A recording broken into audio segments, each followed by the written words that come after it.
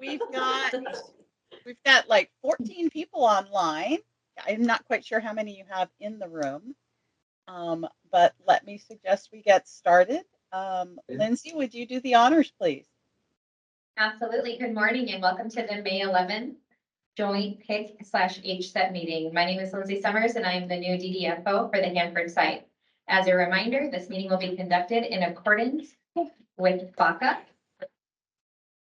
Advisory committees have played an important role in shaping programs and policies of the federal government. The Hanford Advisory Board's role is to provide policy-level advice and recommendations concerning EM site-specific issues, such as cleanup activities and environmental restoration, waste and nuclear materials management and disposition, excess facilities, future land use and long-term stewardship, risk management, and communications and outreach.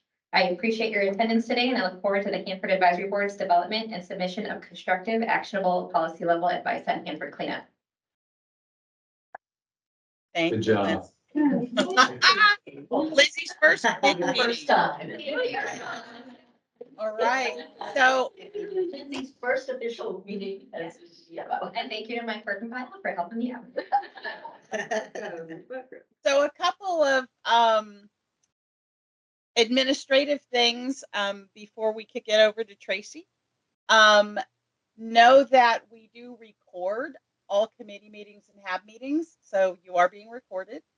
That helps. We post those recordings online after meetings, and they're also helpful as we're developing draft meeting minutes for meetings. The other thing is, if you're in the room, Josh is collecting autographs on a hard copy sign-in sheet. If you are online with us, please type your name and your affiliation into the chat. That is our virtual sign-in sheet. And under the Federal Advisory Committee Act, we need to keep track of who shows up at meetings. So if you would please sign in either in the room or in chat, that will help. If during the course of the meeting you want to jump in, share a comment, ask a question, if you're in the room, wave at Lacey and Josh. If you are online, let us know in chat. What's going to happen is there'll be a queue that we keep in chat, so we keep track of who wants to speak and make sure that everybody gets an opportunity to participate. So it's more for making sure you all get a chance to engage. And that's just how we keep track of it. I think Michelle went over where the restrooms are, water, break room. This is really kind of a special meeting in that it's the first time I recall a HAB member actually being able to host a meeting in their place of business. It's a double benefit for us in that not only is it meeting space, but there's the technology in it to help it be a hybrid meeting. So we are really, really grateful to Michelle for letting us use her facility. You've probably figured out that I'm on the screen and not in the room. We're trying to use our travel money carefully, and coming over for basically not a full day meeting didn't seem to be a great use of travel money. And I'd like to thank Tracy and Michelle especially. We're using today also as a training opportunity for facilitation staff.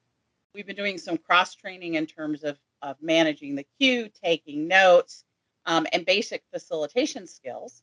And so for a couple of the agenda items today, Josh and Lacey are going to have their first outing facilitating a small portion of a committee meeting. So we're going to tag team with Tracy and Michelle, and we really appreciate the opportunity to do a little cross training and support your meeting. So with that, if you've got feedback on how the meeting goes, the meeting space, we would love to hear your feedback on how today goes so we can make future meetings better. With that, Madam Chair, welcome to your first meeting as Chair of the Public Information. Thank you very much. Welcome to everybody. Happy to be here with you all today. First of all, I'll go over a quick agenda review. The first item will be an overview of upcoming public involvement activities hosted by two of the tri-party agreement agencies, and Ecology. Number two is reflections and lessons learned from the April 2023 Hanford Advisory meeting held in Yakima. Number three is initial overview of the Hanford Sitewide Permit Revision 9A, public involvement and outreach plans and opportunity for committee feedback and suggestions. Next is fiscal year 2025 and outreach plans, expectations, and feedback. Next is committee business, including desired topics and framing questions for upcoming meetings. And lastly, after lunch will be a tour of the DOE Emergency Operations Center. And this includes means of distributing information to the public and Hanford site workforce.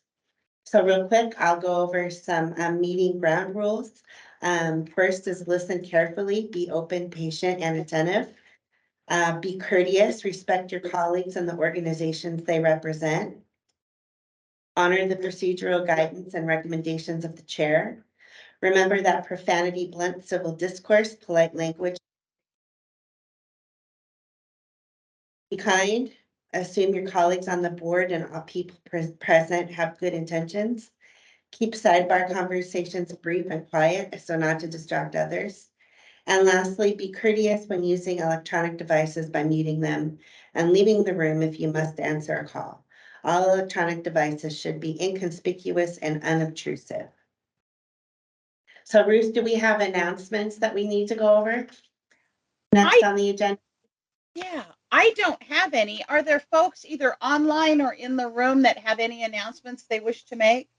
Let people know what's going on.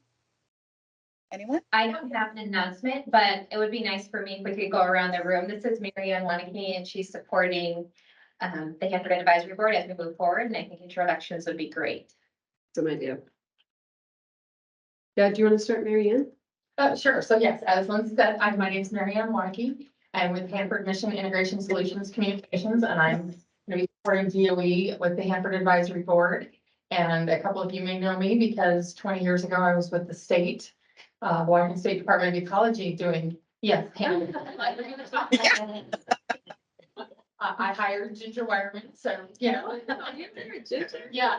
So I have some experience, but it has been, over 18 years since I know a lot of things have changed. So I'm looking forward to seeing kind of how the board and the committees operate now and the direction you're going. And I'm just like more than getting my feet wet, but I'm not quite drowning yet. My name is Jan Cottrell. I represent the League of Women Workers. My name is Tracy Arnold and I represent the Hanford Workforce Non-Union. I'm Lacey Mencius and I'm on the facilitation team. My name is Josh Patnod and I'm also on the facilitation team. I'm Michelle Holt and I'm with the Benton Franklin Council of Governments. Steve Anderson, represent Franklin and Grant County. And I'm Dana Cowley with HMS Communications here to talk about public involvement today. I'm Mia Berg. I'm with the Hanford Challenge and also vice chair of the board. So. I'm Ryan Miller with the Colony. Nice to see you again. Yeah, Susan Coleman, public at large and chair of the board. Rich Blumen with West Richmond, City of West Richmond, and I'm vice chair of the HSEP committee. Everybody introduce myself. Tom Rogers, Washington State Department of Health. How about? So next time, oh, go ahead, Ruth. I was going to say, let me go down the list of folks who are online so that at least Mary Ann can hear the names and where people belong. I'm just going to go down the list. So Jen Colburn, I'm starting with you because you're at the top of the list. Would you please introduce yourself?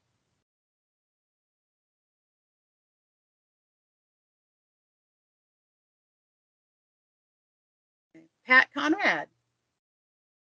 Yeah, this is Patrick Conrad with HMIS External Affairs. Thank you. Dan. Good morning, Dan Solitz, Oregon Hanford Cleanup Board. Matt. Yeah, there I am. I'm Matt Hendrickson. I'm with the Oregon Department of Energy. Jody. Hi, I'm Jody Christensen and I'm with the HAB facilitation team. Laura. Good morning. I'm Laura Feldman from Portland, Oregon, and I'm with the Oregon Hanford Cleanup Board. Welcome. Olivia. Hi, I'm Olivia Wilcox, and I'm with HAB Facilitation. George. Hi, I'm George Peck with Nuclear Waste Program, Washington Department of Ecology. Terry. Hi, this is Perry Jones with Street Legal Industries. Amber. Hi, I'm Amber Peters. I'm a GSSC with the DOE Communications Department. And Tom. Hi, Tom Cecilia with the Oregon Department of Energy. And we don't have anybody who's only on the phone. It looks like everybody else, the online folks are all coming in through Teams. Are there any other announcements? Anyone?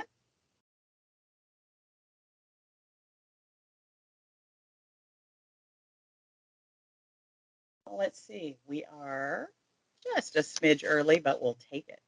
Tracy, would you like to move into the first agenda item? Sure. So the first agenda item is the tri-party agreement public involvement calendar. So we'll kick it over to DOE and ecology staff for that. So go ahead. Thank you. As you can see, can everyone hear me, please? All right, wonderful. As you can see, the first item on the agenda, which is locked and loaded, ready to go, is on May 22nd. We'll be kicking off a 30-day public comment period on the fast flux test facility engineering evaluation and cost analysis. It evaluates different alternatives for non-critical removal actions for the 9 structures in the FFTF complex. It's important on this one to realize these are the structures around the FFTF and not the FFTF itself. And so I believe the information is straightforward, and we look forward to receiving your feedback on that. The TPA 5-year review has been TPA 5-year review has been there for a while. I hope you've had a chance to click on and look at that. Nothing in the holding bin. And then recently we completed the high-level waste analysis of alternatives. We received 14 comments on that. Some of the groups in the room contributed. There were attachments. So we thank everyone for their time and effort. All of your comments are always appreciated and carefully considered. If we look to the second part of this page, thank you. And you can see at the top, we have the 2 confirmed meetings for June. No meetings at this time for HAB in July. And Lindsay, do you plan any meetings for July that you know of? We do not, no. Right, and then just as standard. So that's all we have for the calendar at this time. I know Ryan has some items he might want to discuss. Yeah, thanks. So as Dan said, we don't have anything right now. We did have a comment period on SWAC, which was the solid, excuse me, I pulled the acronym because I always forget it. Solid Waste Operations Complex project. That involved a T plant, some closure units over at T plant. That closed on April 28th. So we don't have any current comment periods or any immediately in the future. That being said, is you all probably saw some news in the last month or two involving the testbed initiative. Once the Department of Energy submits their research development and demonstration permit to ecology, we'll process that and we'll be holding I think it was a 45-day comment period on the testbed initiative for that RD&D permit. I don't have an exact time frame on that right now. It's just when Energy gets the permit application submitted to us and the processes, and we put it out for comment. But the rough time frame I have is most likely sometime later this summer. And then of course I'll go into Rev 9 in a little bit, so I'm not going to go into those weeds yet. Oh, can I ask? Yes. Can you share anything about the settlement agreement and the agreed order and timing on public involvement for those? Yeah, great question. So you all probably saw there's also a news release that we had to HAB distribute yesterday that, as you are all aware, or maybe not all of you, but we reached an agreed order with the Department of Energy last August and announced tanks, B109 and C111 and future leaking tanks. Part of the American Northwest filed an appeal on that order, and then we just reached and announced a settlement yesterday. And you know, he was asking about the public involvement components for that. All of the deliverables for the agreed order are still on track, which they had a couple different deadlines on them. I can't remember off the top of my head. I have to pull them up, but they ranged from, I think, October through December for a good chunk of them. I do know for a fact, and this is in the settlement, that the leak response plan for future single shell tank leaks, that's going to be, the public involvement for that's going to be integrated with the Hanford site-wide permit comment period, because that's going to be part of the Hanford site-wide permit. So that's a rough timeframe for when that was going to happen, is when Rev 9 is going to happen. The other exact comment periods, I think I'm unsure at the top of my head, but I do know the deliverables for those reports and the other deadlines and the agreed order. The last I heard, they're still on track for the dates for those due dates. Okay, thanks. Yeah, I didn't see anything in there other than December, so if there's something this fall. Yeah, I think it was December. So like I said, it was just off the top of my head. I just can't remember the exact dates. So whatever dates there are, they're still on track. This might be a good time to make sure the PIC and all the HAB members are signed up to receive all the public notices electronically.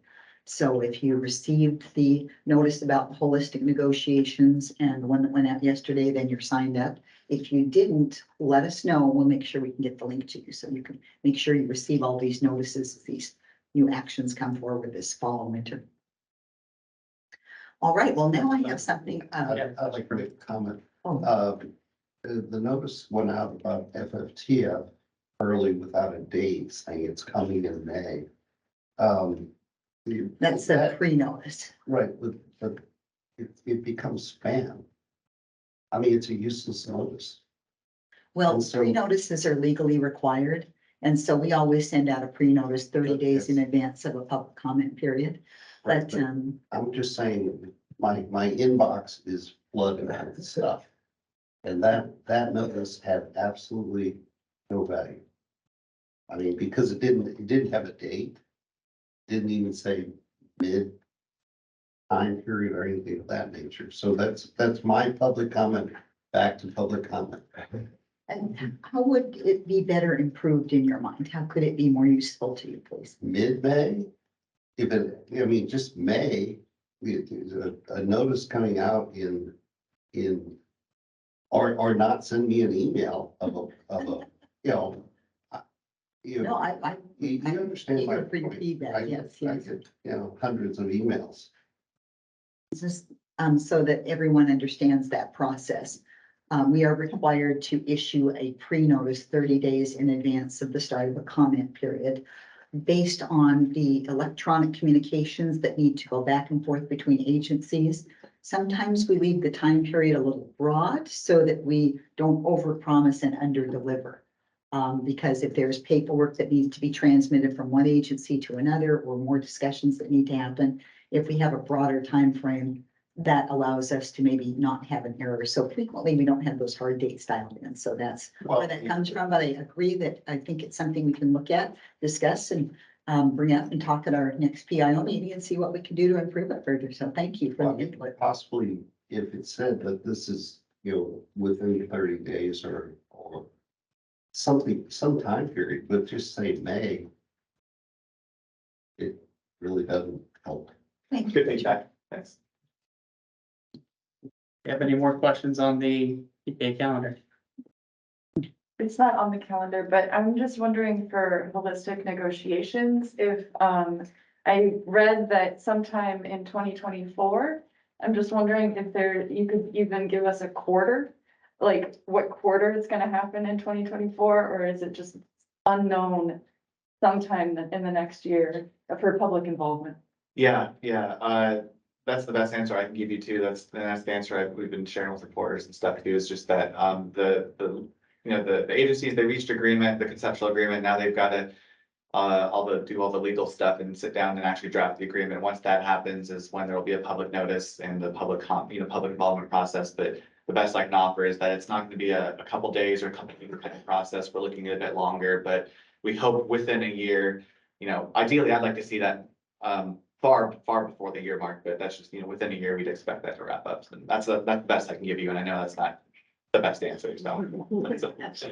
At least you're not. The lawyers are penciled down. I'm as eager for public involvement as you guys are for that. And then I had some feedback to ask you, please. Many of you have seen this PPA calendar for many years. I think I started out here in 2009, and I think this was around then. Mary Ann, you might remember it from back in the day. It was a Word doc. I think it's moved into a PowerPoint slide. And what we used to do was we updated it quarterly, and then we moved into updating it monthly. And so we have something that is old and rather crude that's been out there. And in today's age, especially after COVID, I thought it's time we take something forward facing to the public that is perpetually updated and give it a refresh. And so we wanted PIC to give us our ideas. And so a few years ago, Jen created this public involvement opportunities webpage. And many of you have been there. And if you don't mind scrolling down a little bit, what we've done is we've taken all the content from this TPA calendar and updated it here on this page. First of all, you can see where we've listed the public comment periods. We'll be adding on May 22nd, the FFTF ECO will go up there. And right now you can click on the link there to see anything ecology has going on. Public events below list all of our activities, HAB, public meetings, Oregon Hanford Cleanup Board. The upcoming down below, you can see that's where we have the FFTF ECA. So that would be the equivalent of a holding bin or the things we know that are upcoming. We won't always be able to have every single thing that is upcoming there. Sometimes we're waiting for information, and I'm not sure if putting things out, taking it down, waiting for a year, we won't always have all of the upcoming public involvement listed there for a variety of reasons, but still the things we want to make sure we have it in the upcoming section. And then recently completed, you can see the things that have wrapped up. And again, we thank you for your comments.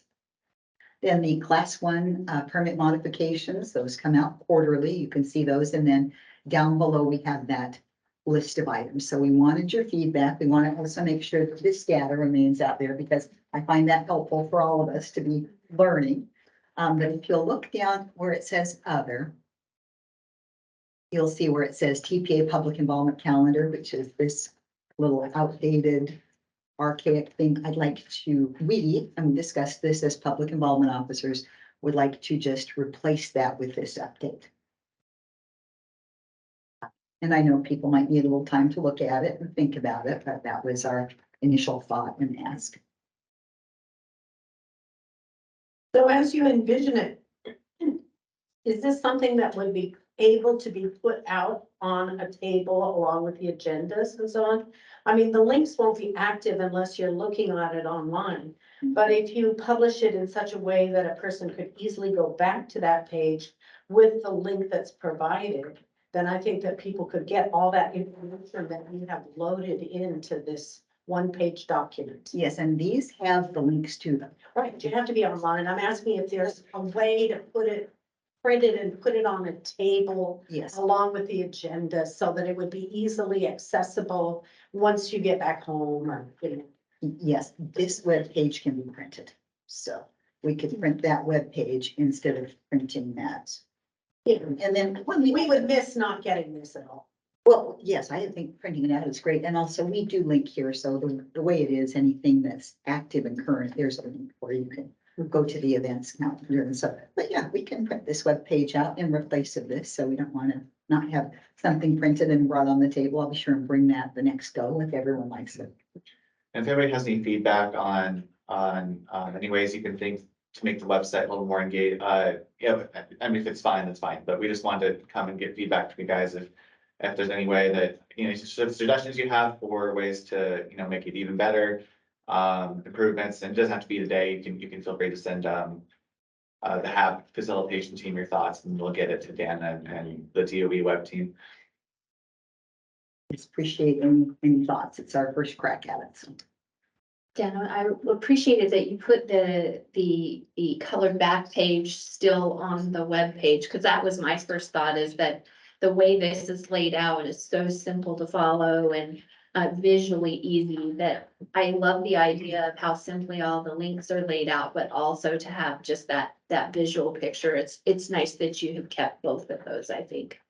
Yes, we did try to leave all the content here. We don't want anyone to lose anything. Actually, we tried to add a few more things, so we have more of a TPA feel to it. So, but thank you. And I've, as many years as I've been here, I still go back and look at that sometimes to double check a thing or two. Or to refresh. The only other suggestion, thinking about what Jan was saying, is that I don't know how the government's feeling about using QR codes, but if you did have a printed document and, you know, with just a QR that would take somebody directly to that public information page. That's a great idea. Especially if they're on their phone, it's a little bit easier than trying to find the website and key it in, and that might help improve that. That was a super idea, and well, all ideas are super.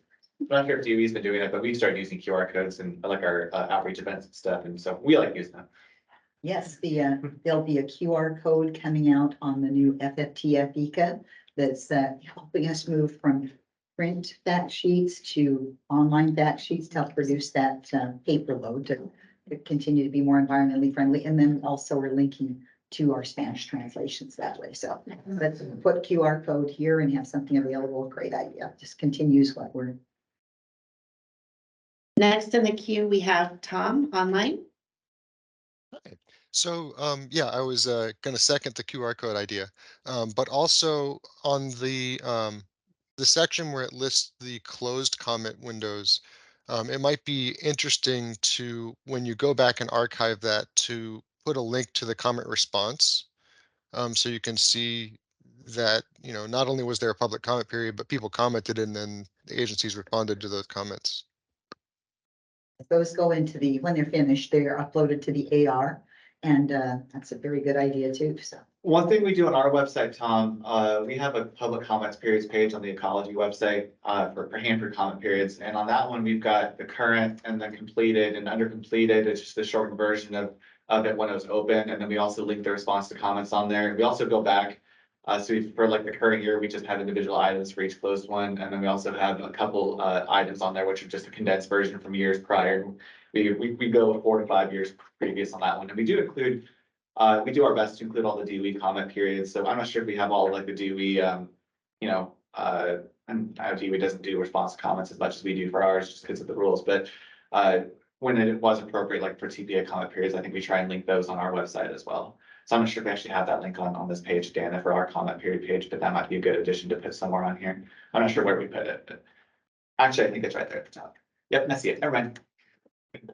That sounds good. And just so that he mentioned that there are different practices for response to comments. Our high level waste AOA, that was a feedback period. It was a best practice. There wasn't any regulation. At this point, I don't know if there'll be a response to comment document produced for that one. So when you see some that have them and some that don't, the things that we do that are more above and beyond best practice things, there frequently is not a response to comment document produced, but always if it's legally required, always. Sounds good. Any other comments in the room or online? Nothing online. And that's online. Okay. So did you get the feedback you needed? It's great. Thank you. And then please, if you think, you know, you sleep on something, the next day you'll think, oh, this is ongoing. We can change this at any time. Patrick updates this for us. So thank you, Patrick, for doing this, and like the good ideas rolling in. And thank you, Richard, for your good idea. Appreciate it. Sounds good. Is that it, Josh? If there's no further feedback at this time and no further questions on the calendar, we can move on to the reflections on the April Hanford Advisory Board meeting. I think that's with Olivia. Olivia, are you with us? Olivia will not be, so thanks she's ill today. She's ill today. Okay. So it'll be rude. Okay. Take it away, Ruth. You're muted, Ruth. Oh, yeah, you're muted. Still muted. All right. So we wanted to take a few minutes and talk about your reflections, your reactions, your suggestions about the April board meeting. And I am trying to bring up that agenda. So you can see, let's make it bigger. Okay, maybe not that So as a reminder, there was an awful lot of stuff the board did at its April meeting. So those are the topics, and wanted to check in with the TPA agencies and then invite your feedback and observations about how it went for you. So, Lindsay, do you have anything to kick us off? I think that Ryan and I had a conversation and we really wanted to use this as an opportunity to get feedback from the PIC and HSEP members. I agree. So we will go right. What went well, what didn't, all that fun stuff. I guess I've been there. I think the comment was made that we had one local show up. And so I guess I'll ask the question, how was it advertised in Yakima? Yeah, so that's a great question. So what we did for this meeting was, I know DOE did social media posts, we did social media. I also issued a news release and I tried to share it with the local Yakima area media, for my contacts from the Central Regional Ecology Office. There's a communications manager there I touched base with shared it to just our statewide news distribution list for that one. And then I also had a list of, I don't have it handy, but I had a list of like 7 or 8 just kind of local groups that just represent a variety of interests I sent it to. And we did social media. EP, I shared it with the regional contact for the governor's office, Salvador.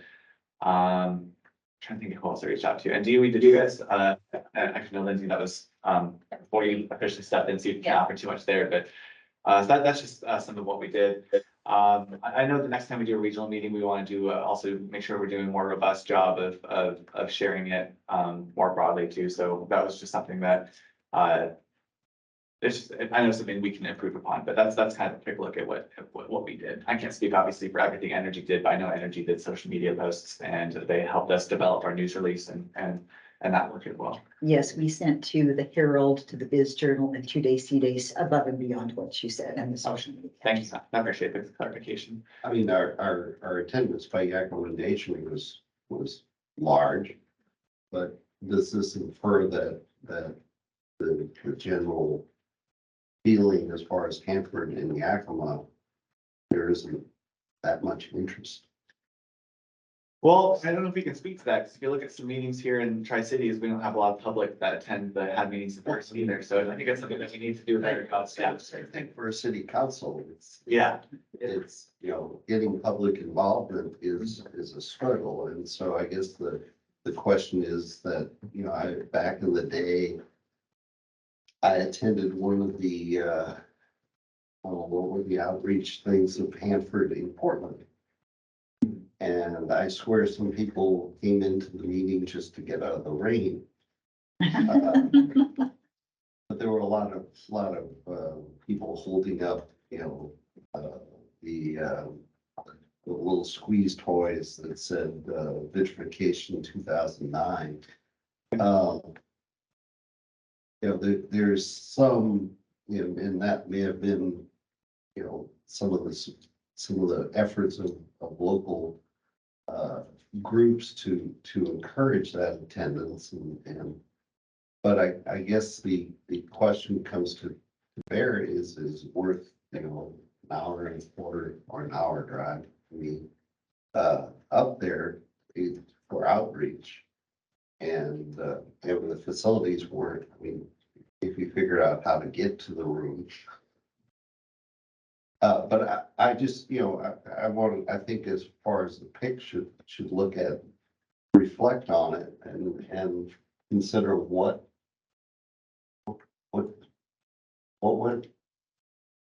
could have gone better. If that's our goal, or what's our vision of a successful remote meeting.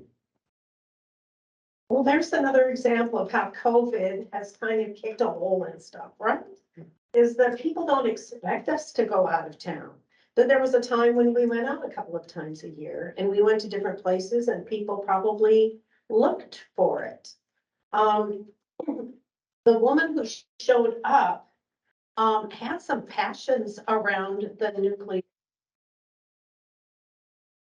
And I think that she's an excellent candidate. If somebody could like work this, she would apply to be some encouragement and shown how to do it.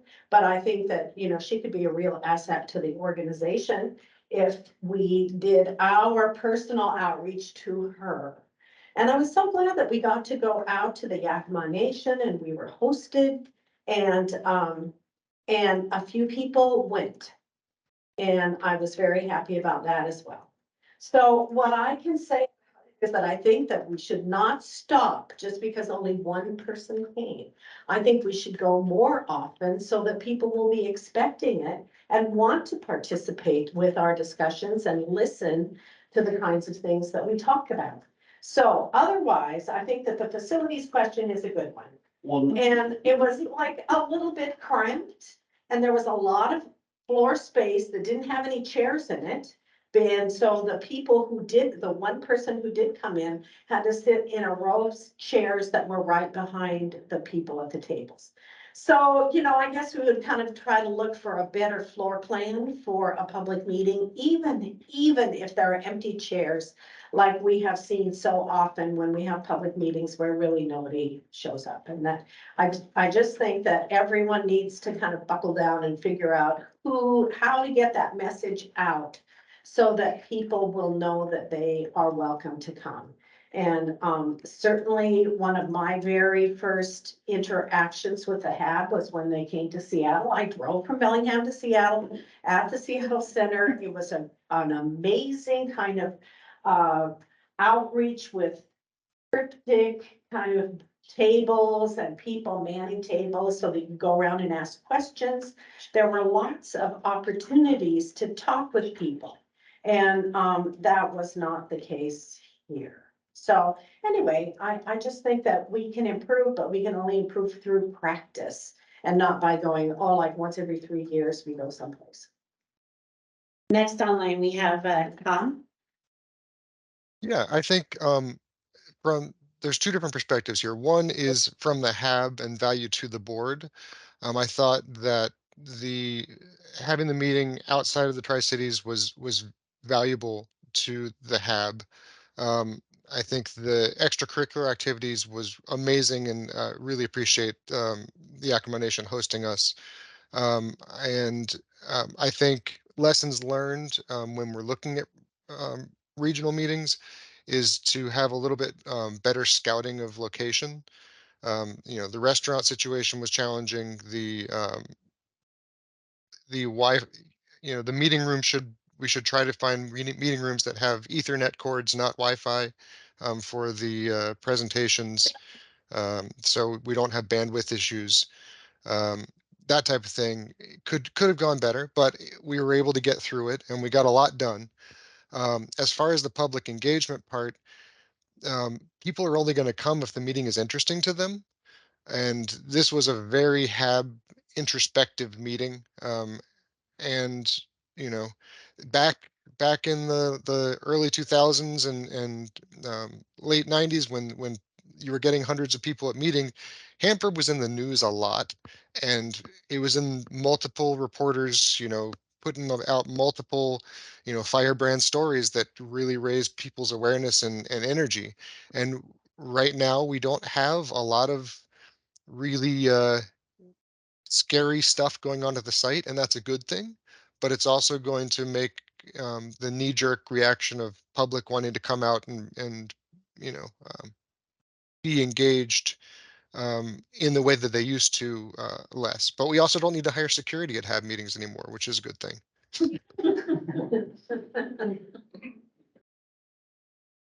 Next in queue, we have Michelle in the room. I would just echo Tom's comment, and you know, the upside of post-COVID is that there is not only an awareness, but an expectation of the ability to do hybrid meetings. And on the one hand, that makes it possible for people with impacts, especially traveling for meetings, to still be able to participate. But the only way that works is if we really have solid communication systems in place. And I know this meeting in particular, it was very frustrating to be online and try to participate. I would say that the HAB board members that were not in the facility I know for myself, I was lucky if I got 25% of what was actually happening in the meetings. And so, especially when we're talking about important decisions and those kinds of things, it was very difficult to participate. Ruth, you're next. Yeah, I can speak to that just briefly. We used at least 4 different cell phones on Wednesday trying to fix what was not fixable that day. We have worked with Riverside Dave, he's our AV subcontractor, and now have a system that we actually deployed on Thursday that literally circumvents the Wi-Fi in the venue, and fixes those things that were so hard on you all on Wednesday. So we're pretty sure that we have solved that problem, and I'm really sorry that Wednesday was so hard. None of us wanted that to happen. What's everybody's thoughts on the timings of the 2 days on when the meetings were happening? I'm just curious what folks' thoughts are on that. Timing in terms of when they started and stopped? Yep. Yeah, I thought that was great. Yeah, other than the handicap for the facility, I thought it went off well if you were able to attend. And I did really appreciate what the accommodation did for us, and I thought the time worked out well. I just wanted to come back, and I wasn't opposed to it. I do appreciate what the getting out and getting the interest of the Ackermans brought to the HAB. But the question comes down to is, again, public wanting to be part of it. It comes down to is we are the public. We don't get a huge crowd in the Tri-Cities. And what's more impacted than the Tri-Cities as far as Hanford goes. So I guess that's from a public involvement. I mean, we are public involvement committee. From a public involvement, we won't get public involvement. I mean, if there's not interest. And I kind of go back to what Tom said, we've got to have meetings with impactful topics. Michelle, I think you said it at the last PIC meeting. If you don't have topics that touch people, they are not going to come. They're not going to be interested. It has to be a topic that is personally of interest. And this meeting was heavy HAB administrivia. And it was during the daytime. So from the Public Outreach Committee perspective, what do we need for the next regional meeting? We don't know when or where, but what should we be looking at to do better?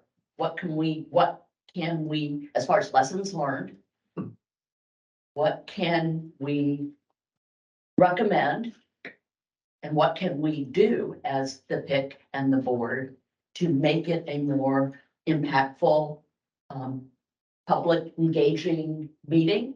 Because part of, from my perspective, as a member of the public, I want to go to those regions and I want to engage with them. I want to find out what that region, the public citizenry in that region thinks and cares and wants to hear about. So there is that two-way communication.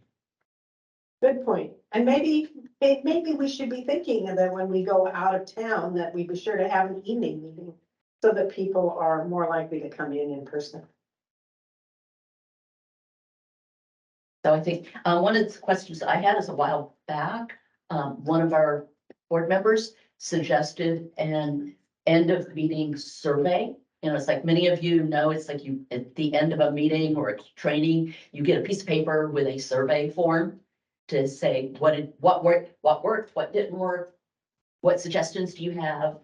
And you can't get out of the room until you turn it in. In some cases, and it can be online and with a QR code and all that stuff. But we haven't moved out on that recommendation. What do you think? Is that something that might be valuable for this discussion for the next meeting.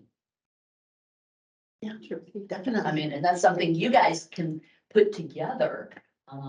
Yes, I believe the facilitation team has a chart, has a license for SurveyMonkey. So it is something that the PIC can develop. And that way you can focus on questions. What do you need to make the experience more valuable for everybody?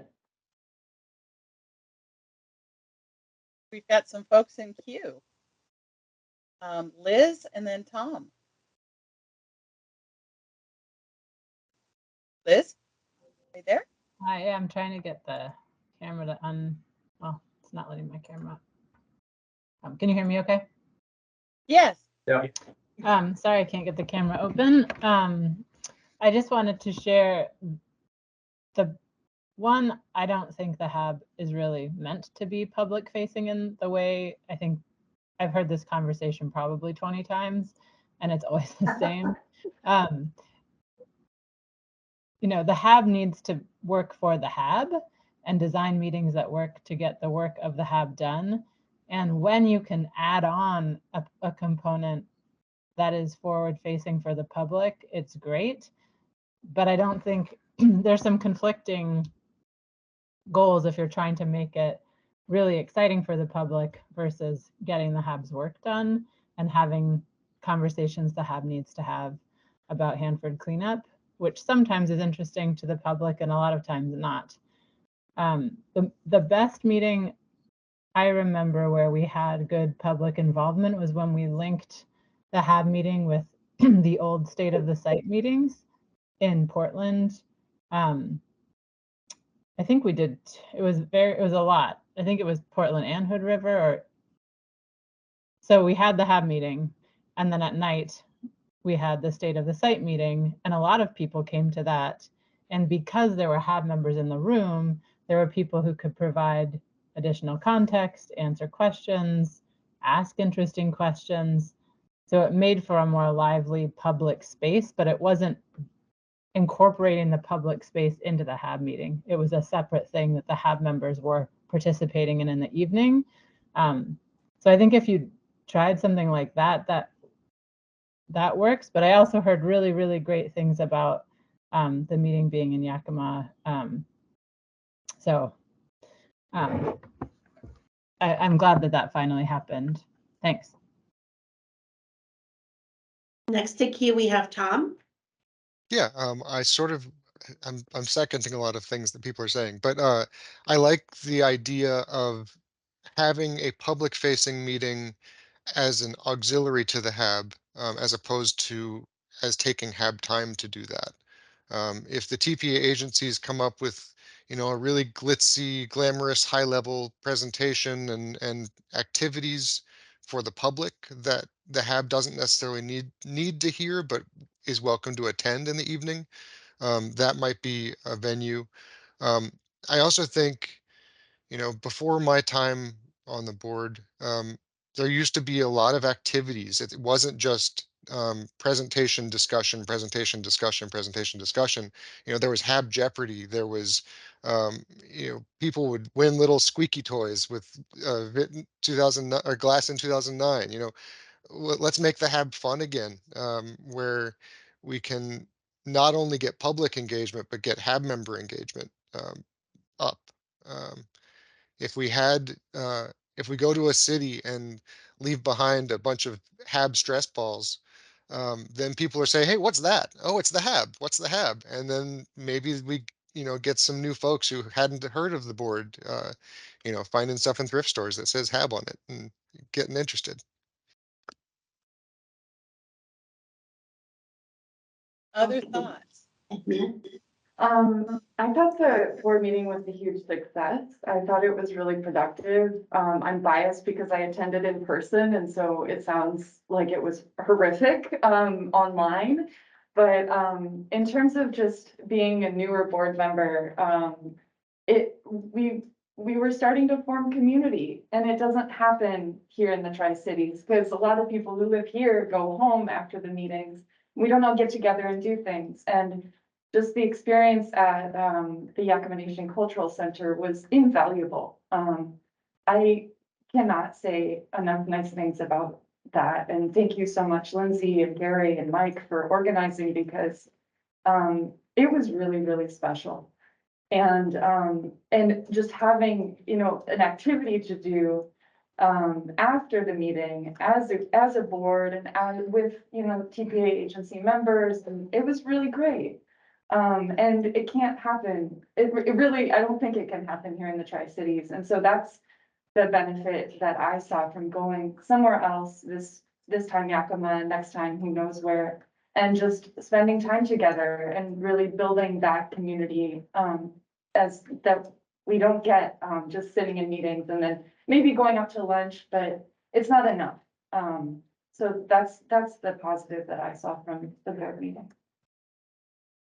I will piggyback on what you just said. Since I'm a long time HAB member, shortly after I joined the HAB, I went to the Halloween party that the HAB had. And the HAB has a tradition of having after evening events. But that tradition has gone away. And so you can, I mean, whether we meet at one of the wineries or whether we plan other events, that was part of the tradition that we've had. So it can happen in the Tri-Cities. It is not happening now. We haven't looked at building that camaraderie, so to speak. But I just bring that forward that you know, that's something we can look at if you know, from a development of the HAB community, if you wish. And maybe that's something to tag on to the evening or to the orientation day, is do an evening event that evening to welcome in those current board members to meet with the new board members and do something like that. Might be an idea. Yeah. It sounds like there are a couple of things bouncing around. Ryan had asked about the timing of the Yakima meeting. And Ryan, I don't want to overinterpret what you said, but was a part of that question also around afternoon, daytime meeting sessions as compared to evening meeting sessions? Because there's sort of two ideas popping around the room. One, community building within the HAB, and the other, meeting availability for people who might come after work. Yeah, I think that's accurate, but you know, I think we heard feedback on all sides of that over the last 5 to 10 minutes, and I'm really happy that that question sparked all that, because that was some really good feedback from everybody. So thank you, everybody, for that was super valuable. Anybody else have any comments? You know, I just wanted to reiterate, one, what Liz said, which I thought was spot on, and Mia too, where we can always have a state of the site, and I think if we go out of town, that should absolutely be a part of what we do as a draw, because that's really what we're trying to be, is the public, but also share our understanding of what the site represents and is doing, and is, you know, there's a certain level of credibility to have them in the conversation with people like the gal that showed up at the Yakima meeting. And also maybe if we could determine where we want to be situated based on the interests of certain community, because I know I've heard from the river and Portland as being a little bit more of a draw for wanting to know what state of site is. It's all coming down the river, what's coming down the river. So I guess I just want to emphasize what they said and echo, yes, let's do that. Anyone online? Yeah. I just wanted to say that as we move forward for planning the next HAB regional meeting, I think it would be beneficial to have input from the PIC as far as outreach, and that way we can kind of collaborate together put together, what our social media posts may look like, or different flyers that we want to get out. And you guys could also help, distribute those back to your stakeholder groups, because I think that would be helpful. I mean, you are the ones who are going out there taking things back to your communities. If we could utilize that moving forward, I think it would be beneficial for everybody. Let me piggyback another idea for that.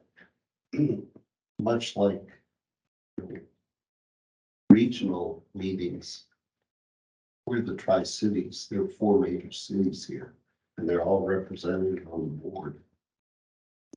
Possibly, we could, even the local meetings, we could have the city sponsor that evening event, so that we're gonna have a meeting in Richland. The city of Richland is involved in trying to draw the Richland community into that, or in West Richland. I mean, I can look out from my house and see FFTF. And West Richland is up to 17,000 people living there. It used to be 4,000. There are a lot of people that don't understand what that is out there that they're looking at. And so, that might be a way of getting more community involvement, but a state of the site type of meeting aimed at the city. Richland's gonna be concerned what's happening in the 300 area. West Richland, Pasco, it may be, I'm not quite sure what, but if we reach out to the city representatives of that area, that might be a way of getting more public involvement for an evening activity, so to speak. It's a great suggestion. Also, Tom, you mentioned HAB Jeopardy. I think that might be a great opportunity for new members as they come in, for it not to feel so serious. I don't know what your thoughts are on that, or if the PIC committee wanted to take the lead on putting together a game, maybe not Jeopardy, but something similar. I go with lighthearted. I still want to maintain the seriousness though, okay? There's Camp-Lynn. I mean, any thoughts on that? That's something that the group would want to take a look at and maybe, think about bringing that to the meeting after we bring in our new board members. And I think it's interesting what Richard says having to do with the different cities. You could change the venue and focus on a particular municipality without having travel money involved, And particularly if Richard thinks that the municipalities would wind up maybe being willing to sponsor a certain part of it. I'm just a city councilman. I know, but all the cities have that kind of interest in, promoting activities in their municipalities. So I think it's a good idea. Well, it's not just the cities, but it's also the counties. I mean, it's a case. Not maybe not so much. You don't understand counties. Just when I read it. Michelle. I think counties are great. Right, I like it. Political move on. I mean, I think Mike Gonzalez is busy trying to elevate Franklin County. I'm seeing a whole lot more posted on social media. Well, I mean, Franklin probably is a unique situation because their concern is going to be in the agricultural area. Benton County is more. Engineers? Well, no, it's more diverse, if West Richland, you're on the edge of the Red Mountain ABA. So you're gonna have people worried about their grapes. And whereas, the various aspects that come into play. You know, I'm sure there's some weed growers out there that are worried about, you know, that hemp oil type of thing. So, you know, I know they're after mosquito control boards. Yeah, in addition to what you just said, Richard, and I'm not sure how many of these calls DOE gets. I imagine it's more than what I get, but I get several calls a year from people outside Tri-Cities that have a job offer here, or they're thinking about moving here, but they heard about Hanford and they're worried about, you know, becoming glowy or something. Well, I get the same thing, whether it's safe to come play soccer here. Oh, interesting. But again, like I said, West Richland is easily, we've got, you know, 12,000 people that may not know a thing about Hanford. And they might, you know, actually be able to draw people to get information. And if it's, you know, if I can talk the mayor into letting us use their facilities that we just built. We have a very nice meeting room, a police station. But don't have a policy to lend it out. There's a comment online Lacey would like to read. Yeah, so from Jerry Paulette, Heart of America Northwest hopes that we would return, or Jerry, do you want to just speak to this, or would you rather have me read it? I'll just write it. So Heart of America Northwest. I'm There doing you are. double duty with a governor's bill signing, so, but taking a break, I've got two laptops open here, but, you know, discussion about state of the site. State of the site was the most critical and important element in building public involvement and support regionally for many years. Without the state of the site, there never would have been a groundwater set of groundwater cleanup goals, for example, which was the major topic around the region for 4 straight years at state of site meetings that had literally over 200 people each at Portland, Seattle, Hood River. If we want to build public involvement, that is a crucial element and opportunity. And I would hope that we would return to planning and doing several regional meetings. Could even say, you know, 3 meetings a year and rotate the ones that are not in the Tri-Cities. So Spokane and Portland 1 year, and, you know, Walla Walla and Seattle next year. But that is, if we're serious about public involvement, that is the best mechanism. It's proven, and we've seen a significant drop off in comments and participation as the distance has grown from our doing this. So I would really urge that the committee put thought into this and plan. And again, with the return of being able to do in-person meetings, if the agencies and HAB don't want to be doing it, you know, it's not like there won't be meetings. It'll just be someone else's agenda, and we'll present them, because that's what we did when we abandoned them, and we'll go back to doing that.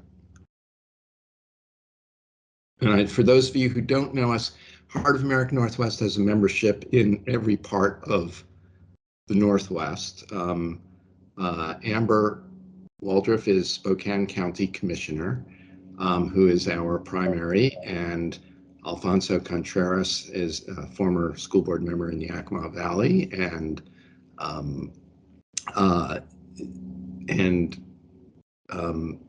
you know, we have hundreds of members, Portland, Spokane, Seattle, etc., and have put on meetings with hundreds of people in all those locations. Thank you. Thank you, Are Jerry. Are there others who want to jump in with final reflections on the April HAB meeting?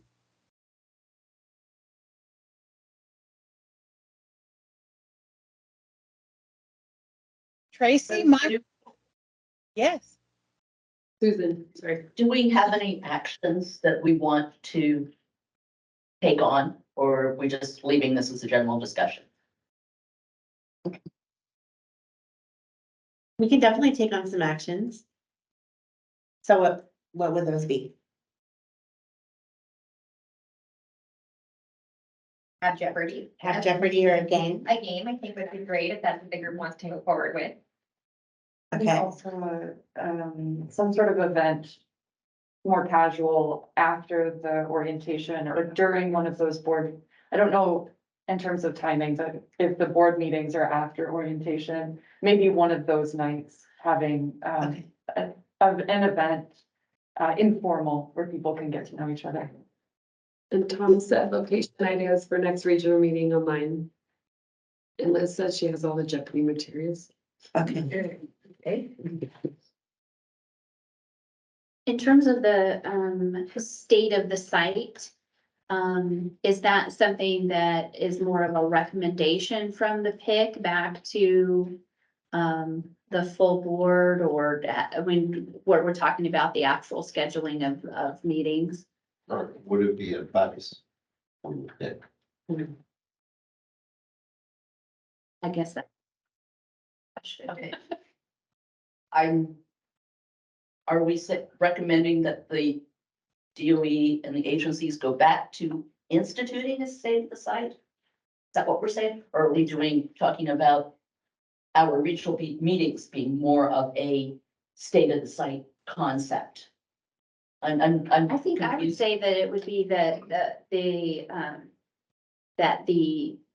agencies go back to doing a state of the site, and then as the HAB, we could align our meetings with those activities in some way, but.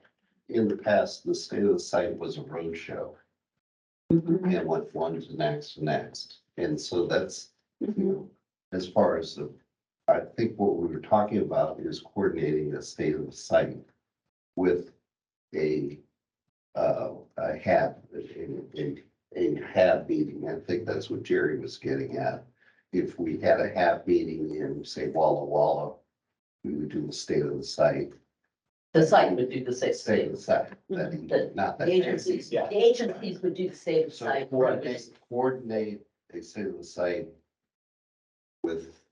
Coordinate a meeting with the agency state of the site. Vice versa. But we don't coordinate the state of the site. That's an agency ordinance activity. But I think that you have an upcoming opportunity with the leadership retreat here whenever it happens. So you're kind of going to be setting the agenda for the coming year and what your goals are.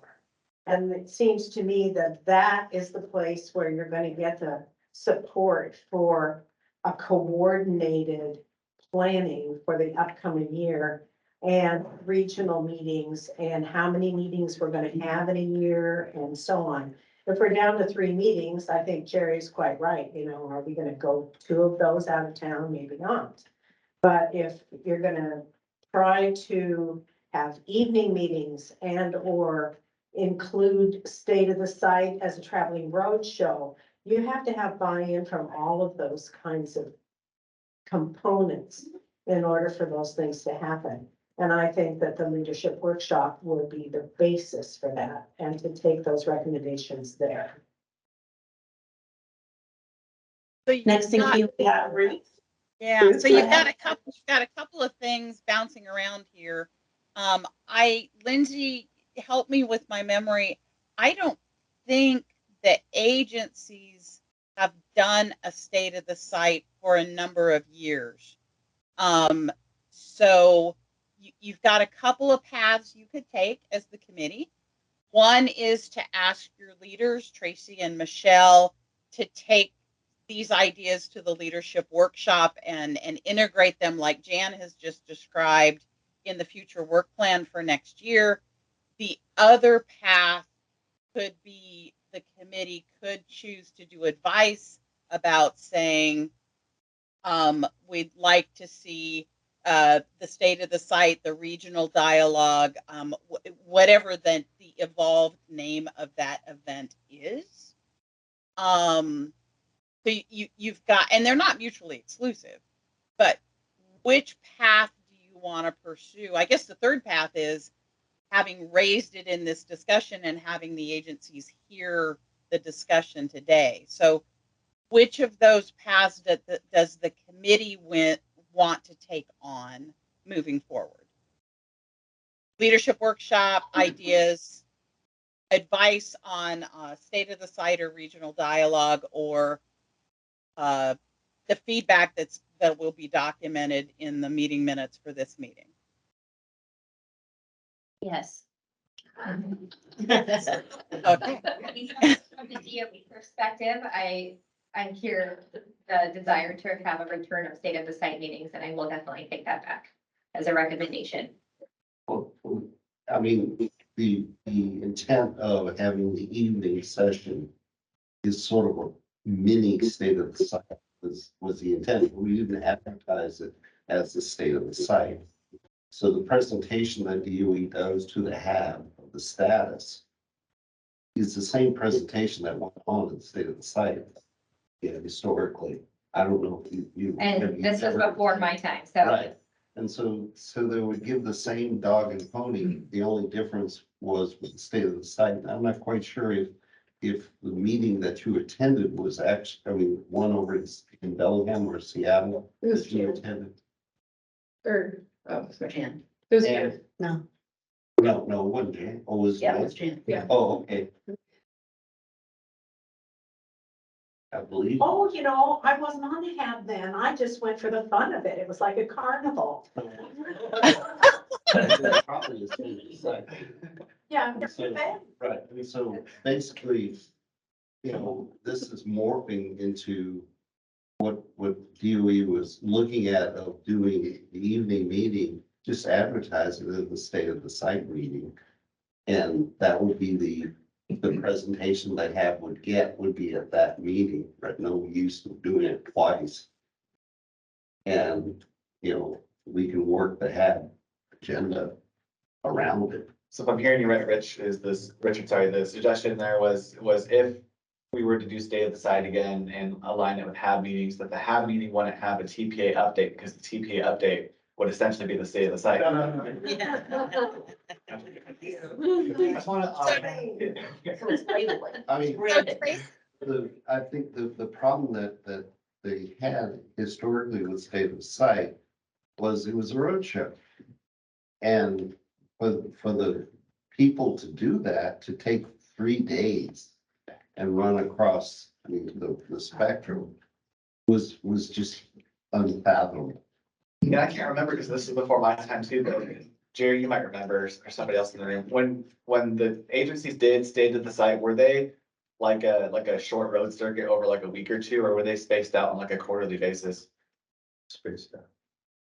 They were spaced out? I believe it was spaced out. No, the one I went to Seattle was the day before, Portland was the next day. I see Liz said it went different ways, so it sounds like it changed over years. You know that. It depended on Tom made the a year. comment that sorry, I saw Tom made a comment that of course, they did evolve kind of into Hanford Regional Dialogue. The last Hanford Regional Dialogue was in Tri-Cities, and that was actually summer or fall of 2019, because that's what was after I started here, and that's the last time those kind of meetings happened, apart from the Hanford Live events, which those were just the online only ones, but so that's my recollection as well. And then COVID started like March of 2020. Yep. So right behind that. So we've only got a several minute comments. or so for break. I'm sorry, I just ran over somebody. I didn't mean to. What's the action item here moving forward? Think about it. Okay. I think it's important related to any potential action item. Liz has several comments in the chat about previously issued advice related to this topic and a change in direction that happened after 2017. And I think it's important for us to maybe go back and understand what has happened since that time before we can decide about whether it's important to issue yet another piece of advice or just go back and reference the last Right. advice issued and then take some of these topics that we've talked about as ideas to the leadership planning meeting for things like community meetings with the municipalities, which I do feel like is a little bit different than the state of the site. It could be very topic specific and get some local engagement. The trivia game engagement and social events related to the orientation, some things that help with the bonding and communication amongst the board. I think those are good too. And I think Tracy and I can probably take that to the leadership plan. Yeah. And I think maybe another like robust conversation Mhm. at the next PIC meeting. Mhm. Definitely something to put on the agenda for next time. So that way I can take the state of the site request back to DOE and then, come back with the answer and Ryan talk to ecology and we can collaborate. I would never say we'd be willing to do it.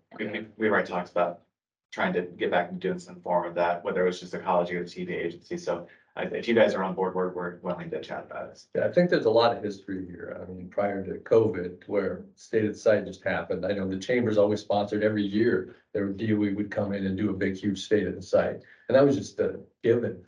In fact, they did that. I think they last just week. did that, yeah. Yeah, so I mean, it's not new or different, but I think how we interject it on a regional basis where it is associated with the HAB, since all of the agencies are going, are already there.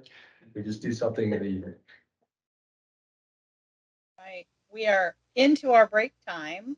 So I'm hearing two paths forward. One is another discussion at your next meeting after the TPA agencies have been able to talk about what is possible, and your leadership and Tracy and Michelle doing a little bit of homework on the past and how things have evolved.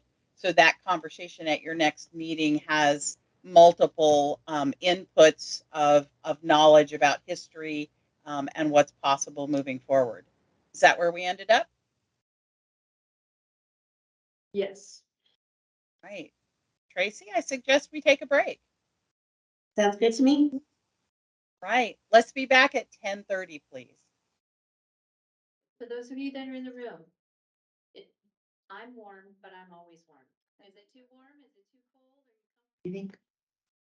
Okay, so the next item on the agenda is the Hanford site-wide permit revision 9A. And Lacey is gonna lead us through that portion. Yeah, so take it away, Lacey. Yeah, so, so I am going to, we're doing the overview of the upcoming Rev 9A comment period and plans for related public outreach and involvement. And I'm going to turn the time over to Ryan. And I will share your slide. Just give me a second here. Well, while you're getting that pulled up, I just want to first offer a thanks to everybody's comments from the previous topic. And Jerry and Liz and Tom and Chad had offered some really good feedback, which just sparked me to remember that Liz gave me an abundance of information on the HAB advice for 2012 and how that process works. So I just want to give my thanks to Liz for that wealth of HAB knowledge from 10 years ago. So again, the goal of our conversation today is I'm not going to go into the weeds and do a big, huge overview of the permit. The goal today is to talk to you guys about the kind of preliminary public involvement that my team is kind of talking about in planning. And get your feedback on what you think would be, what we think of our initial plans, what additions you might have, if you have ideas that we haven't considered yet. So really, I'm just gonna do a couple slides just to talk about it. And then I really want to open the floor to everybody and just get your feedback and kind of have a similar, good kind of just dialogue like we did on the topic before break. And so again, the goal here is just to have a nice informal chat and get ideas, because my team we're currently working on planning, because this comment period is still a little ways out, but it's such a big permit. We're just wanting to make sure that we do really good public involvement for this, and I consider your guys' feedback to be completely, valuable and awesome. So with that being said, we'll go ahead and just go to the next slide. So the Hanford site-wide permit has got a long and beautiful name. It's the Hanford Facility Resource Conservation and Recovery Act, RCRA permit. The dangerous waste portion for the treatment, storage, and disposal of dangerous waste is a long, lengthy title. It's most commonly called the Hanford site-wide permit, or simply the permit. Currently, the site is operating under the revision 8C. But Rev 9 is in permit development and will go out for public comment in 2024. We last went out for comment on this permit in 2012 and received there's more than 4,000, more than 5,000 comments. And the site's again been up, is still operating under the current Rev 8C permit during that time. So when you guys see permit modifications go out for public comment, those are modifications to the current 8C permit. But yeah, let's go ahead and go to the next slide. So as you're all aware, the site is 586 square miles and it's all under one permit number. The current 8C permit has 6 components. I'm not going to get too far into it, but again, there's just they're just listed there, and I know that this presentation will be available on the HAB website after if you guys want to see this information, or just reach out to me and I'm happy to talk about it. So there are 22 in the current 8C permit. There are currently 22 unit groups all covered by the permit. For Rev 9, there is estimated to be about 37 unit groups. So just some reference there for one of the big differences between the two. And let's go ahead and go to the next slide. So in 2012, the draft Rev 9 permit, we did print it in its entirety for the comment period. At the time, it was roughly, I don't say roughly, it's a very exact number. It was 16,576 pages and 19 volumes long. It took 2 weeks to print 3 copies. You can see just how long that sucker is. And there's our staff in 2012. You know, it's longer than, you know, like 20 staff members. It's crazy. But that's just some fun picture and some reference for how big it was in 2012. So let's go ahead and go to the next picture or slide. So the next big thing in early 2024, and currently we're on track for January, February 2024 to go out with the comment period. So the updated draft Rev 9. So in 2012, it was Rev 9. So this is just the updated draft. So Rev 9A. It'll be going out for a 120-day public comment period. And the current estimates have it at more than 20,000 pages long. So as you can imagine, it being the Hanford site-wide permit and it being such a big, you know, important permit, such a massive permit, its public involvement for the comment period is going to be really important and valuable to get your guys' the public's feedback on this permit comment period. And it's going to have a lot of moving pieces for public involvement. So go ahead and go to the next slide. So this is just some of the stuff that we've been talking about as we start doing our planning for the public involvement. So we're working on these, what we call baseball cards. They're these 1-pagers that have their informational sheets on all of the units that I mentioned earlier, all 49 units. So they've got, and we had a slight version of these in 2012, but what the goal for these new ones is to just be a high level kind of fact sheet on that specific, you know, area of the Hanford site that's got some in a language that's easy to understand and follow about what it is. And we're going to have that series of cards just to cover all the different kind of aspects. So Dana and my team we're working with our SMEs on developing those and getting those ready for the comment period. We're also going to have our standard kind of focus sheet, fact sheet, those kind of documents. We're also going to have a variety of mailers and handouts. Some of the ideas that we've been throwing around and starting to develop for some of these handouts is we want to come up with like a 1-pager, like a brochure and handout that just says, you know, here's how you can write a really good, meaningful comment during the comment period that will be, you know, will be seriously considered. You know, we respond to all comments that we get, but you know, to help the public understand, you know, here's how you can write a comment that's within the scope of the comment period that can have an actual real meaningful impact on the comment period versus just saying something like Hanford sucks or something like that, which we'll still respond to those comments, but we want to make sure that we're trying to get comments that can have a real impact. So that's some public involvement materials we're wanting to come up with, as well as again just the general mailers and handouts and focus sheets that just describe what the comment period is and those kind of components. We're going to have a dedicated website page to Rev 9A.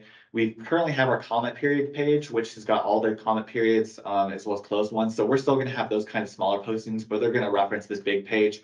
So this dedicated website page is going to detail Rev 9A. It's going to it's going to have all the public meetings information on it. It's going to have our public involvement materials. So we're wanting to create a dedicated website.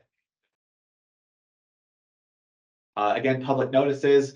We're gonna have, Dana mentioned earlier that there's illegal requirements that go out like 30 days before. We're wanting to do further advance notices too, because of how big this comment period is. So we're talking, possibly about doing like a 60-day advance notice and maybe even a little sooner than that. But those super far advanced notices might not go into the weeds on things, but more of a heads up to say, hey, this is coming. Here's some opportunities to learn about it, that kind of stuff. So we want to make sure we're giving a lot of good advance notice on this comment period. We're going to do a news release on this comment period when it launches.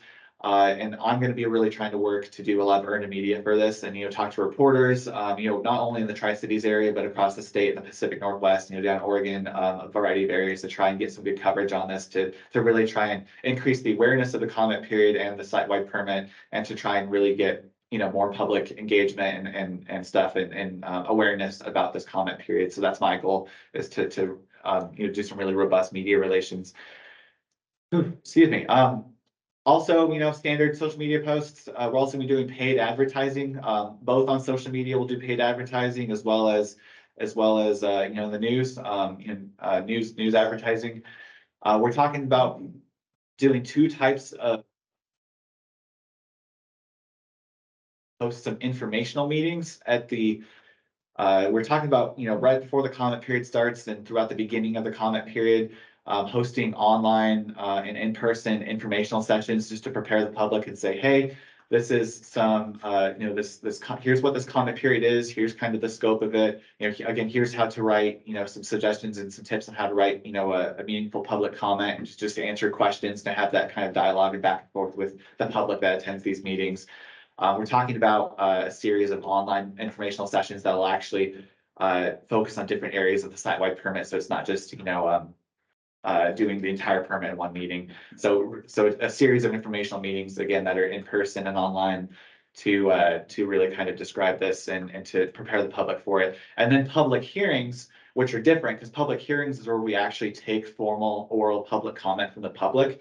So we're going to be planning public hearings towards from the middle to the end of the comment period. And that's where we get together with the public, and we're going to do those online as well as regional meetings. So we're planning to do those in the Tri-Cities, down in Oregon, up on the west side of Washington.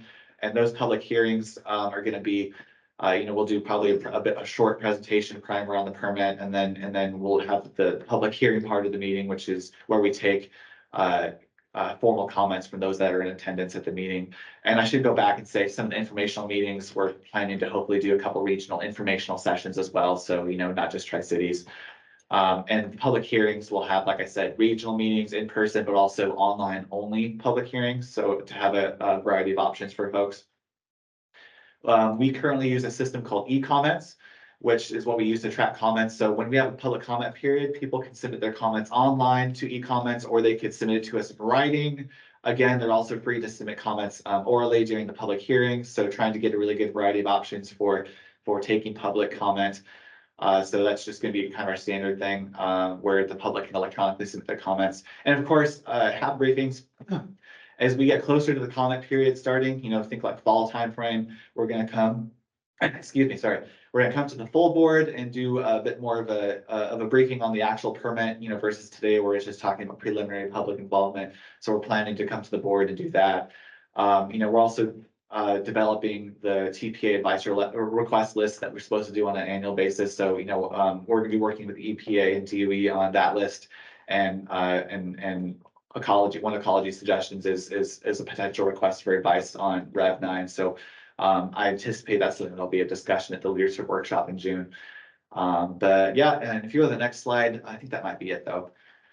But yeah, so cute picture of a turtle. Thank you very much. Dana, I'm not sure if you're online, but Dana is part of my team. And Dana, did I leave anything out that you can think of if you are online? I'm here, and no, I think you covered it all. Okay, perfect. Thanks, Dana. Well, with that, we'll leave it open for a combination of, I guess, questions as well as discussion. Again, I really love to hear feedback on what you guys think would be, good public involvement for this, as well as questions that I am able to answer. But again, I just want to clarify that I'm really trying to focus today on the public involvement part of Rev 9 and not get into the weeds on the actual permit itself, just because we're still early in that kind of process for the permit. So really want to try and stay focused on public involvement today.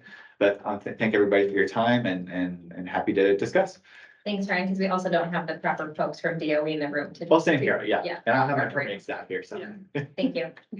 Yes, yeah, so I was just, thank you, Ryan, that was so great. I was gonna turn or check in with Jennifer Colburn online and just see what DOE's perspective would be. Jennifer?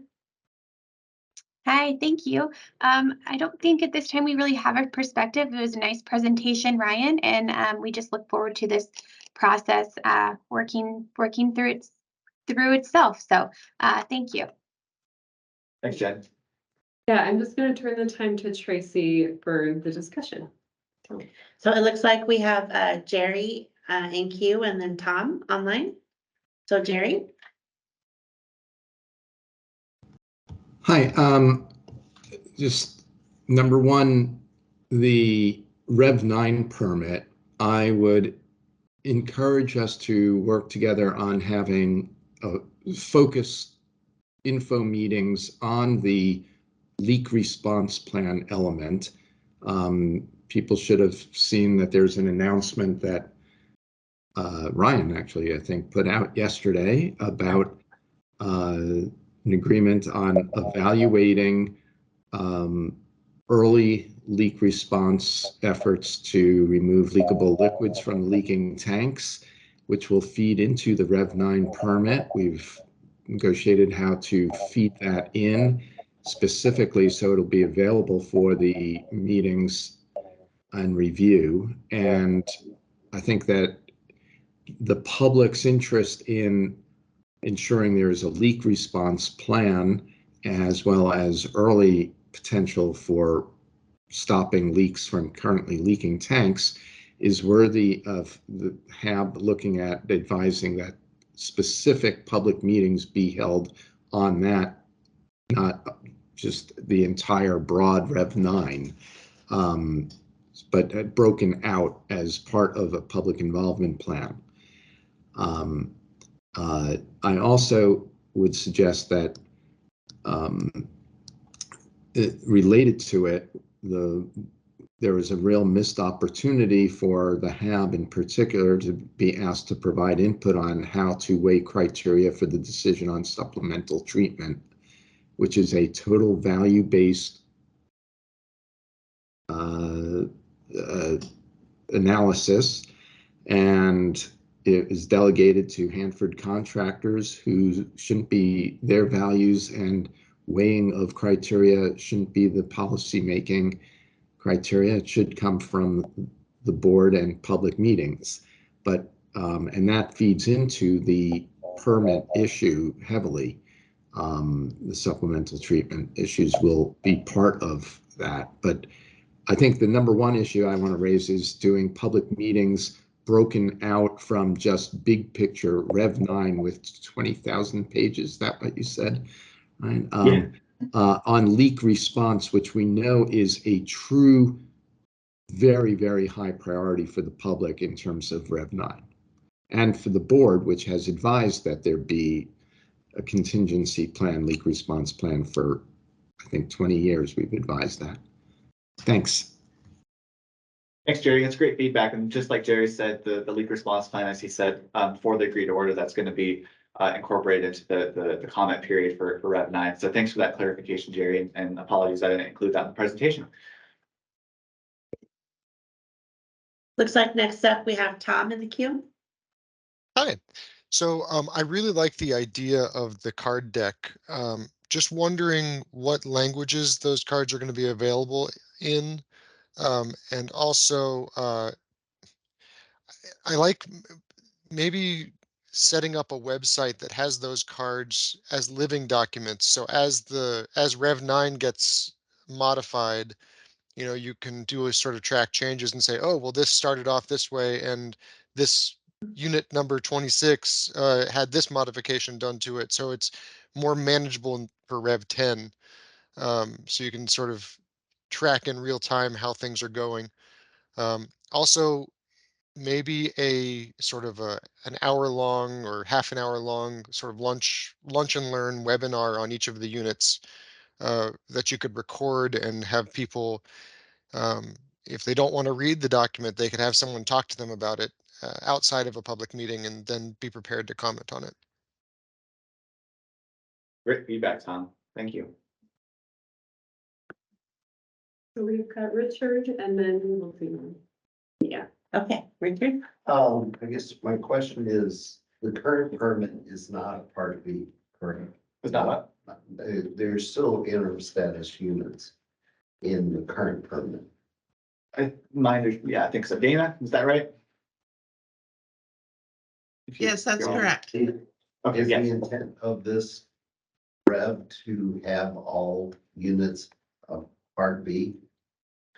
I'm not gonna go into those kind of things for the comments, so sorry about that. I reflect that this permit is approximately 17 times as long as Ward Peace. It would take 660 minutes to a day, 660 hours to read. I faced a similar exercise when I was at Rocky Flats doing environmental. We faced a permit that was approximately, I'm gonna say it was only 2,000 pages. And we were able to get it down to 600. My firm advice is this is DOA. And I know that the permit for the Nevada test site, which I've pulled up, is under 300 pages. Rocky Flats had more units than we have at Hanford. There are ways to simplify a permit, and I personally will comment back on the permit that it's got to be simplified, because as an environmental professional, this includes, I'm assuming this includes bid plan. You can't be in compliance with a 220,000 page document. It's non-compliance off the bat, because how many typos are there going to be in it? Those are the kind of questions, but Yeah. what kind of public involvement, given those challenges, what kind of public involvement do we expect? I mean, nobody's going to read 17 War and Pieces. I think that's the question Ryan's asking. Help him. Well, it's about as many publics that don't show up at our HAB meetings. Compliance agreements are, legal response compliance agreements. When I worked the AY 102 leak, I was amazed at all the various agreements that were out there. And some things that were in the permit that were designed to come to the fact that most of the units, especially tank farms, are not permittable. They don't meet the requirements of RCRA. You can't have a single shell tank that's leaking to be permitted. You have a compliance plan, and so the question comes down to is, should the HAB, I mean, what presentations for the HAB, which we are as much of the public that's going to get involved in this, because the air operating permit, I'll turn to my friend back here. What's the RAD portion is 700 pages now? Yes. Somewhere like that. And then the non-RAD, I have no idea where it goes. It's another, those are all the stacks out at Hanford, all the little pipes that come out have a permit, and all the ground out there. We get comments that come back from the public on that. The HAB doesn't get involved in public involvement of that permit review. And so the question comes down to is, from a public involvement, we should be able to, as a HAB, understand what's in that permit and why.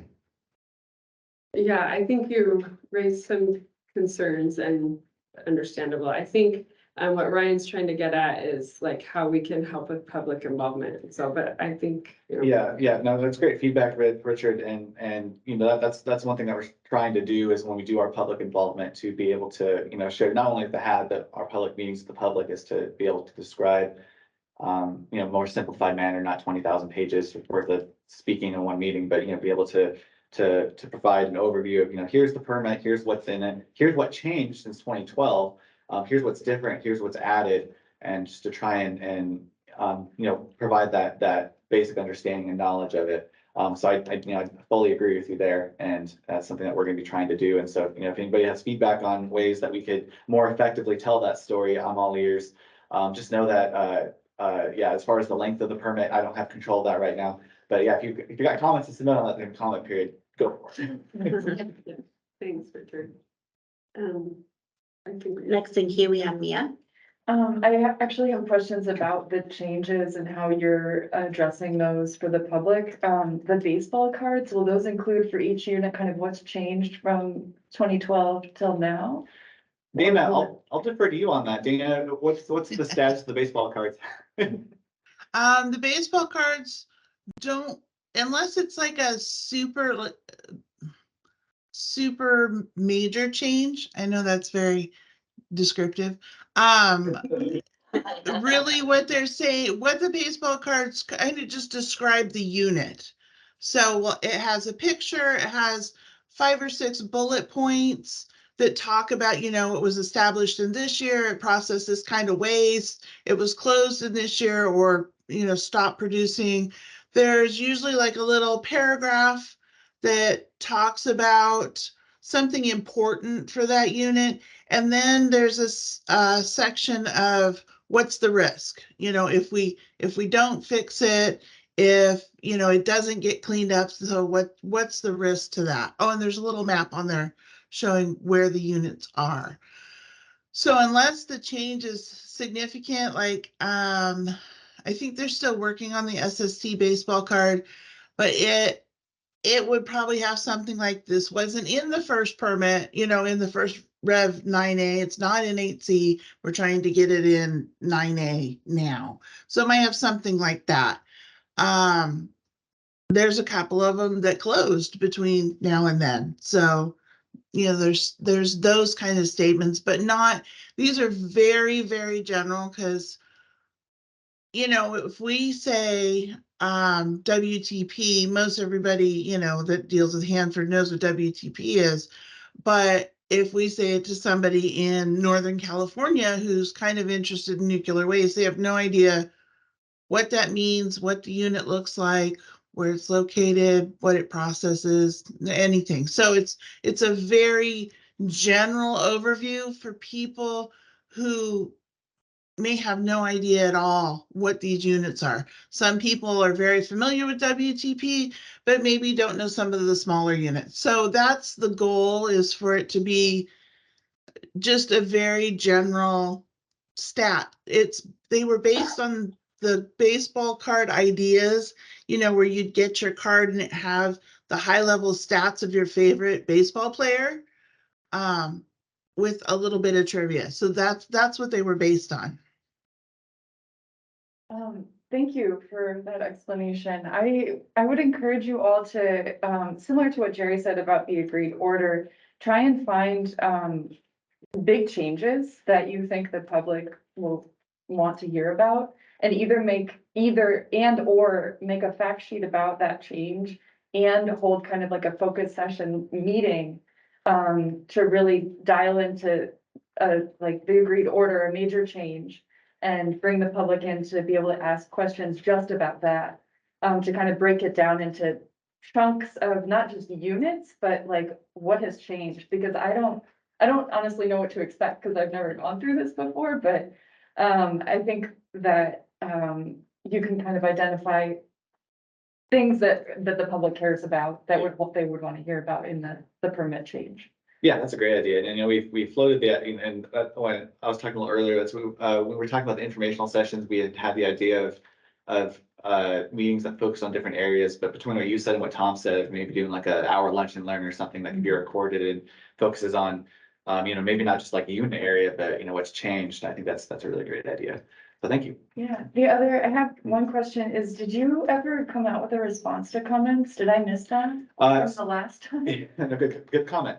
So the response to comments, that's going to be issued when the comment period starts Okay. for this one. Yeah, Okay. it's gonna launch alongside the comment period. Okay. All right, are you finished, Mia, or do you have? I'm done, Mia. Thank you. No, those are really great. Those are. Yes, so, we have 3 minutes before we're moving on to the next topic item. Does anybody else have any quick questions? Actually, Actually, I have a quick question. Mhm. So if the permit just keeps getting longer and longer, what do you think had made it be so kind of out of control? Is it because each part is like farmed out to a different part of your agency and then they write everything that they can think of? We just got done, writing a change of our foundational documents and we said, oh, the policy should be like very general. And then the specifics, maybe you can't do that with a permit, but what is it that makes it get to be longer? Yeah, and those are, again, great comments, similar to what Richard said. And, when we have our SMEs come and brief the HAB on Rev 9, I'm sure that's some stuff that they could get into and, help describe, why it is the way it is. But I think that's a bit outside the scope of what we're talking about today. But it's a really good comment, and it's something that I'll make sure I bring back. No, It's I'd like to hear what you think has happened. But I think so. He's been given a problem Well, to let deal him with. answer. My short answer, I think, is it's Hanford. I know it's not the best answer, but there's so much stuff on site, there's so much intricacies to Hanford. I'm not gonna go into the weeds on it like I talked about, but Hanford is complex. There's a lot of moving parts to Hanford and a lot of changes happening. There's work that's happened, that's done, there's work still to do, there's work that's ongoing, and I think all of that plays into that, as well as our interactions with DOE and EPA. But again, to get more specific of that. The length and the specificity in the Rev document makes it harder to, do your job. I'm sorry to interrupt you, Jan, but I feel like we're getting a little bit off topic. I think he's just looking for the public outreach and so, but. But you can see how it gets complicated even for the public. Oh, yeah. And That's what we're trying to do with our public involvement, is to do a good, robust public involvement that is meaningful and that helps make some sense out of this thing. So that's what we're working on. And there's some great feedback offered today by various HAB members that I'm definitely gonna, take back to my team, and we'll work on incorporating what we can and implement what we can. And thanks for the comments. And, I am happy, like I said, I'm gonna talk with my SMEs when we do briefings for the HAB and see if, that's some topics that they could talk about with you guys. So, but thank you for that. And, there was another comment actually, off of Mia had asked about the response to comments, and I just thought of this, is the HAB issued advice in 2012. I just wanted to offer that we are gonna do the response to that advice, and it's gonna launch probably before the comment period or right when the comment period starts. So there will be a response to that advice from 2012. I just wanted to make that clear that it's not been forgotten. And you. this is Dana. In response to comments, it will come out with the comment when the comment period starts. I'm working on it now. And it's about 5,000 comments that need to be responded to.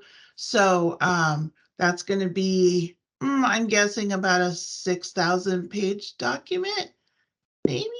I'm hoping I can make it a lot shorter, but so there'll be more reading on top of the 20,000 or the 17 War and Pieces. So maybe 18 or 19 War and Pieces for you to read.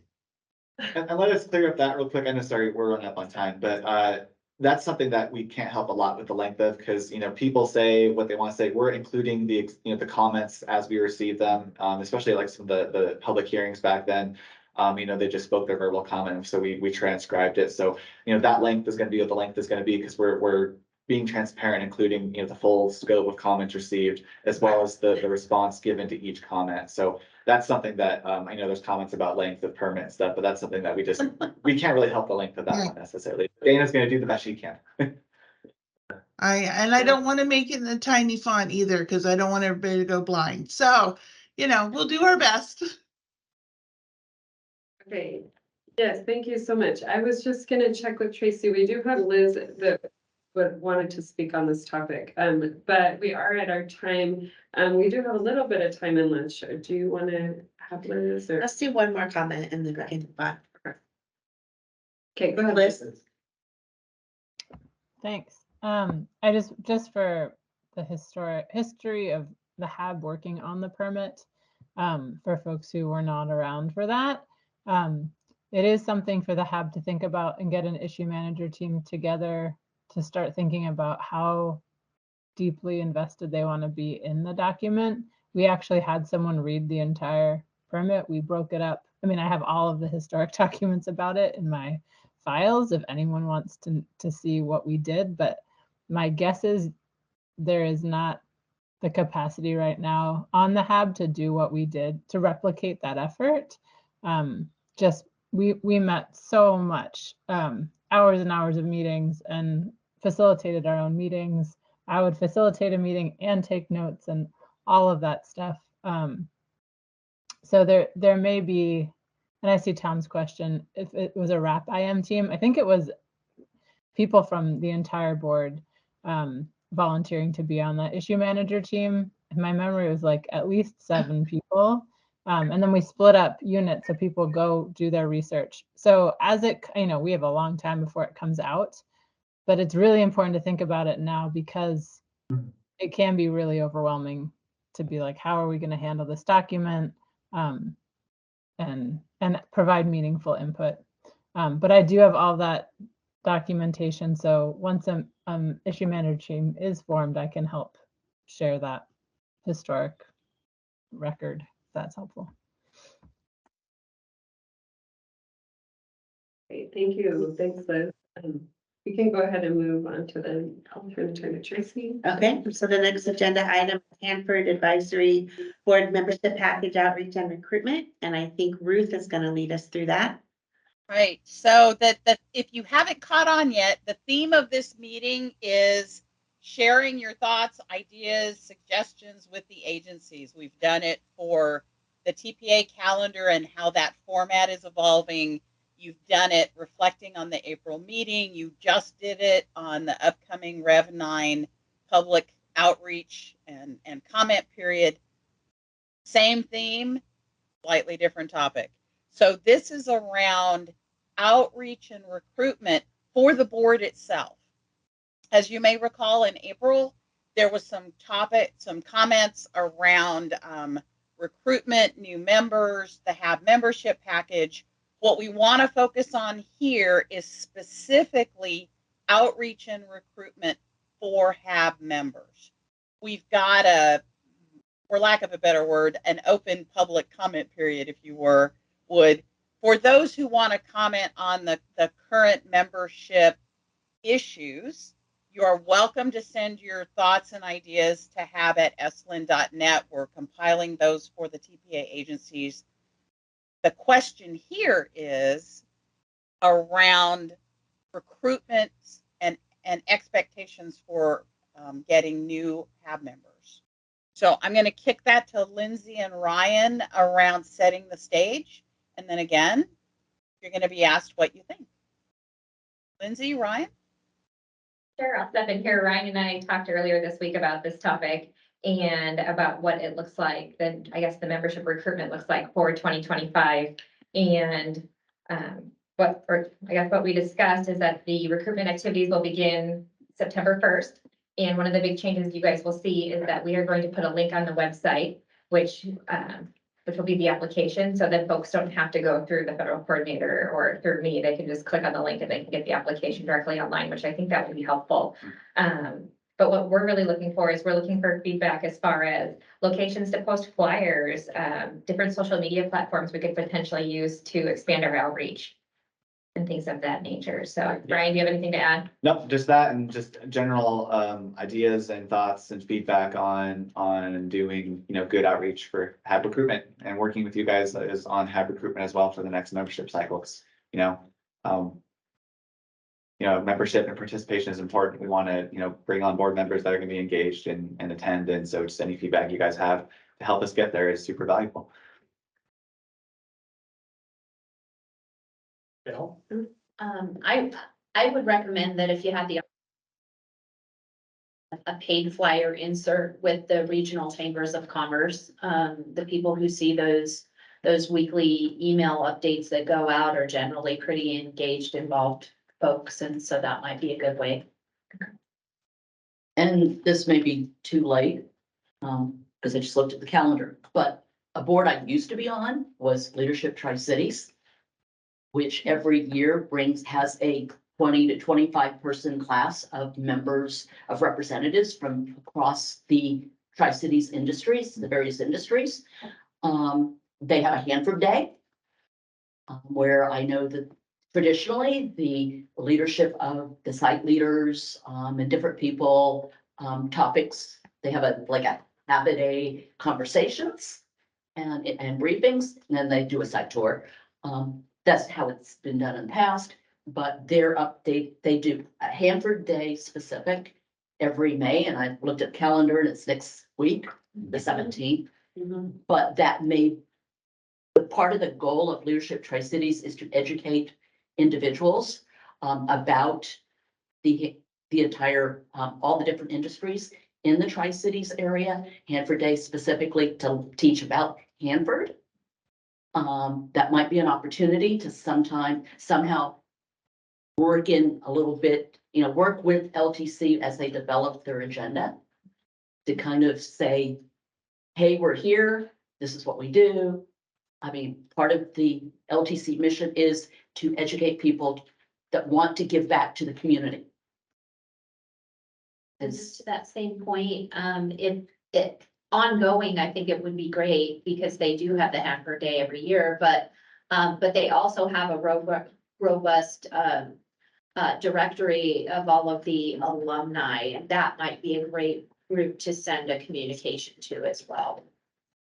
Right, but yeah, so it's something I don't think it's ever been tapped into, and I'm not on that board anymore. Patrick, do you want to say, Patrick, do you want to say a few words about Hanford Day next week? It sounds like you're engaged there. Colleen Drinkard on my team oversees the tour program, and Suzanne is right that the tour is next week, or Hanford Day is next week, but it is not actually a tour this year. We'll still have people come in and talk, but it will be a virtual tour, and we have one of our many talented tour guides kind of guiding the tour using the virtual tool. So no on-site tour this year, but virtual. Yeah, and I was just mostly focusing, Patrick was actually is a LTC alumni. Class 22. Yep. And it's just a case of, it's an opportunity maybe to get in front of the faces and say, this is what the HAB is, how we work, and we're always interested in new members. I'll offer for this year, so next week when they do those panels and stuff, there's the Hanford leadership panel, which I know is gonna have leadership from DOE. There's gonna be a regulatory leadership panel, which we're gonna have, I think there's Davina from EPA, another EPA person's gonna be there, John from our office is gonna offer the regulatory kind of perspective at that panel. There's also a communications panel, which has got Annette Carey from Tri-City Herald, I think, some members of some of the contractors. I think DOE might have comms personnel. I'm not sure about that one. I'm gonna be on that panel. Maybe that's something where next year we could maybe talk to Leadership Tri-Cities and see if we could have the HAB chair, vice chair be a part of that to talk about the HAB. Next week, I don't want to speak for the board, obviously, but at least for next week, since it is, right around the corner, I'm happy to bring up the HAB and say that, recruitment's gonna be happening soon and just throw that pitch out there at least. That'd be great, definitely. Thank you. I was wondering if you did exit interviews with the people who are cycling off the board, just to find out.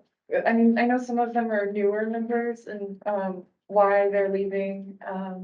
And then also to ask them if they know of anyone that may be interested. You may already be doing this, but just to find out why they're leaving and get any feedback from them. Anything on that one? I don't think we've done exit interviews. I know we have, when Gary was DFO, the resignations would go to him and he would share it with the agencies, but I think that's something worth talking about. Yeah, I'll definitely look into that with Gary. I'm not sure the answer to that, but I'll get the answer and I'll close the loop with you. Yeah, Okay, great, and yeah. maybe know kind of, well, just find out why they're leaving, like if it was, you know, upfront, they didn't realize how much of a time commitment it was, and just trying to communicate that to people we're trying to recruit, as an example. I don't Yeah. know. Absolutely. Thank you. Steve, did you have a comment? Oh, I was just curious if we have any statistical data, just general form, like how many, resumes or how many people apply? In what sectors are there any deficiencies where we're never seeing anybody from X participate or even, entertain filling out a form? And so that we know kind of where we should be targeting. I think the public at large ones usually get a pretty good amount, but I have no idea. Does anybody? I mean, And I don't have that information for Yeah. you right now. Definitely something that I'll take a look at. Yeah. Close the loop. But I know, be interesting to help focus our attention where it needs to be focused. absolutely. But I think I guess what would be helpful for me today is, understanding like, where do you think that we should post flyers? Or do you think that would even be effective? What social media platforms would be more effective? It seems like people are kind of transitioning away from Facebook. Do we continue with Twitter? Do we see if we can pull Instagram? Like, what do you recommend? To get volunteers is almost impossible. So you're facing impossible. I mean, we try and fill boards with the city and you always struggle. The best approach, I don't think advertising is going to be much help. Best approach we have for filling boards is to go to people. I mean, and I think that's how we got the ones that we've had. Or the organization goes to people to find people. And so, I'm not quite sure how Grant County got their individual, how you got. Somebody comes and knocks and says, hey, Steve, I want you to, would you consider, please? That's the only way that people are gonna come do anything. Yeah, and, big advertising isn't going to approach, but reaching out to organizations, if you, much like you said, leadership price cities, but then again, how much time commitment is there? People that are doing that for very committed time. It's a case of, we're there, it's a case of, right, people are busy, but it's the putting it in their head. Frequently, I would hear, I don't have the time today, but I'm gonna keep this in my mind because, yeah, I'm definitely interested.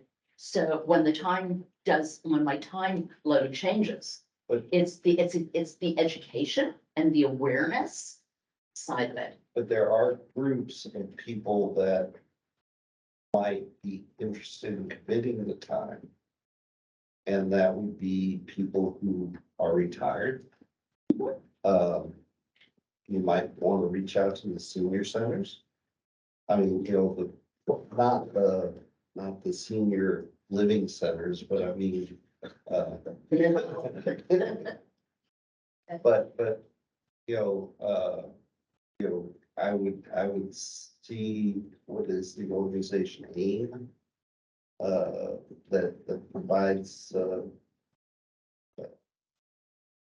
support to, retirees and provides support to businesses. I don't know what that.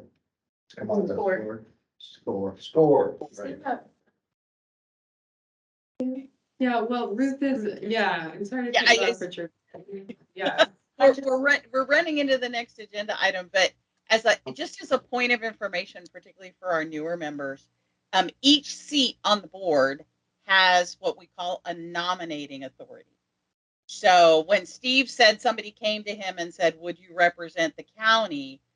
The nominating authority is the county for his seat. So a lot of you have a seat where there's an organization that nominated you. City of West Richland for Richard. The nominating authority for non-union, non-management seats, and for public at large is actually the tri-party agencies. So part of the outreach opportunity for you is not just recruiting for non-union, non-management, and public at large, but raising awareness in the community so somebody could go to a county or a city or an organization and say, I'd like to represent you on the HAB because I believe in your organization and I want to help with Hanford.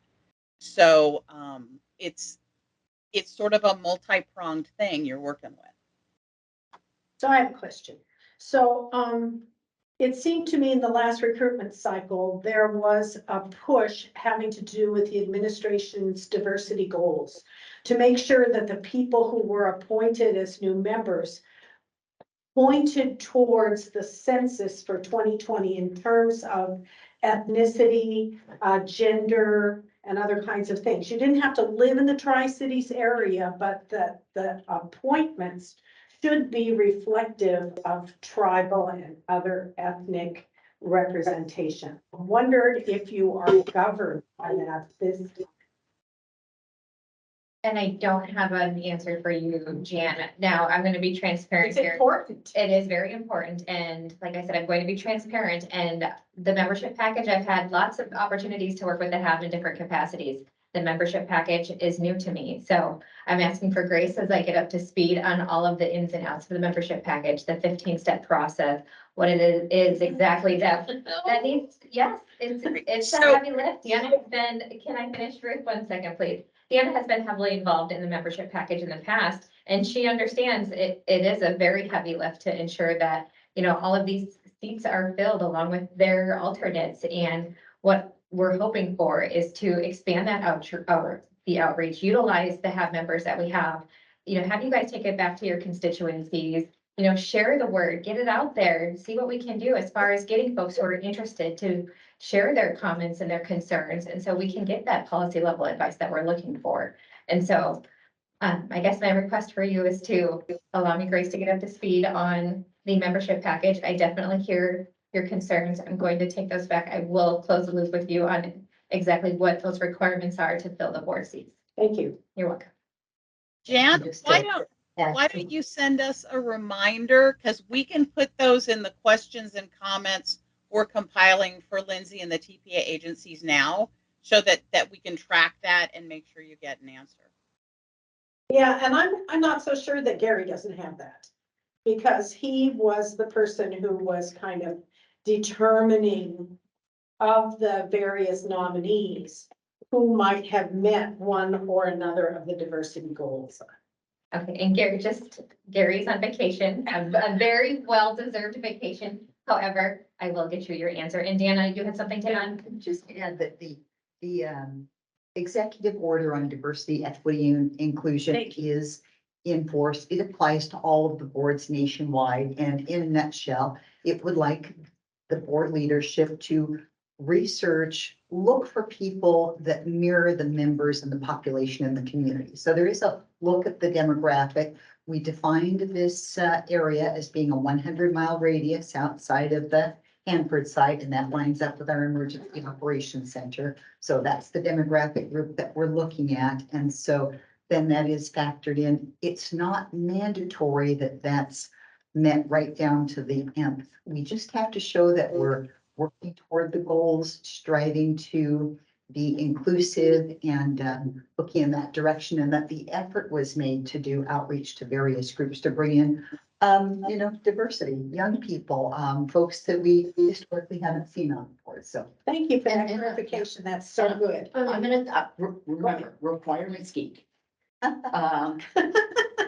Lindsay, the Federal Advisory Committee Membership Balance Plan is released by the Department of Energy, and that's the driver for diversity. Oh.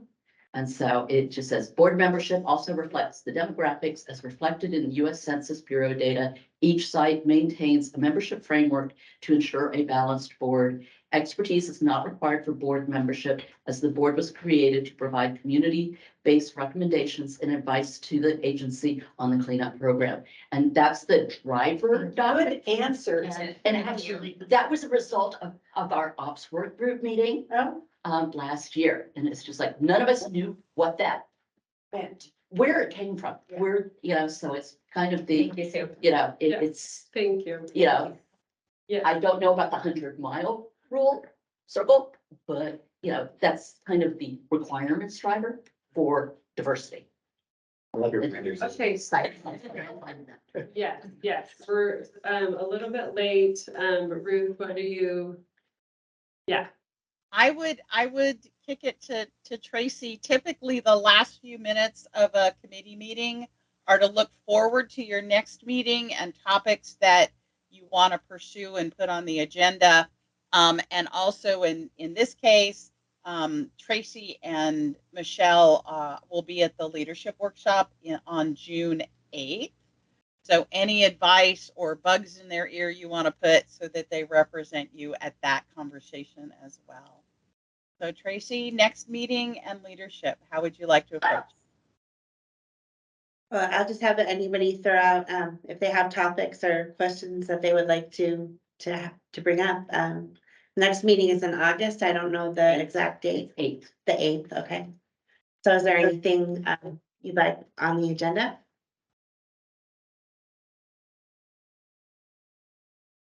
We did mention that we wanted to be sure and bring back a discussion about future HAB meetings and public awareness and other activities. Okay.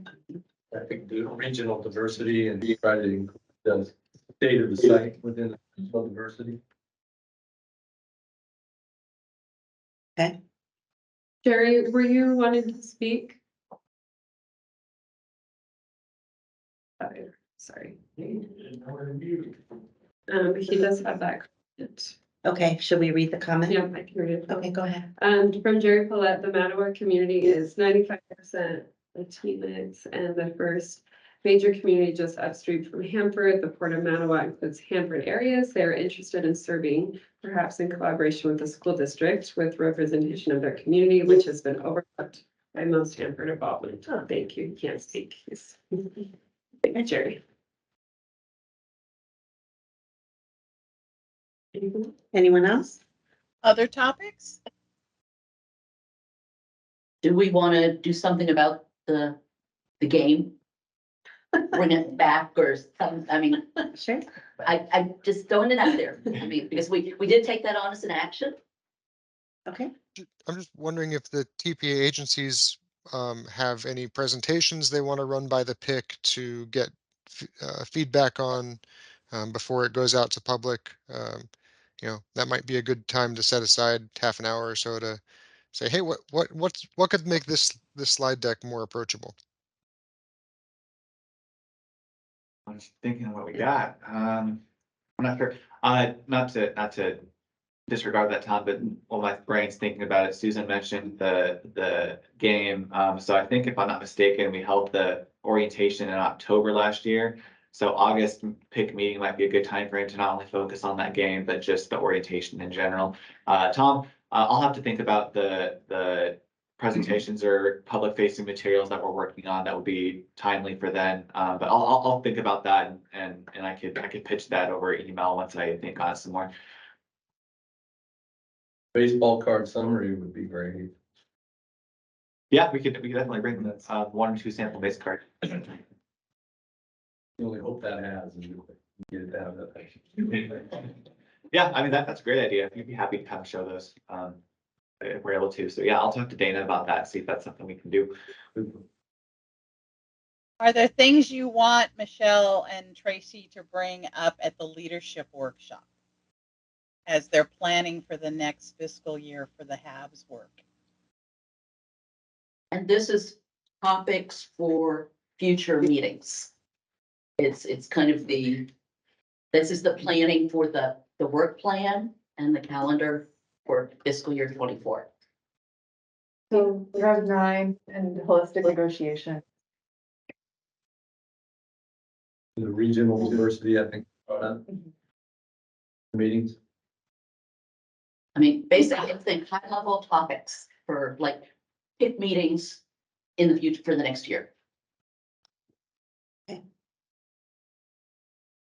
Anyone else? No, anyone online? No. Yes, I was looking. Dan Solitz.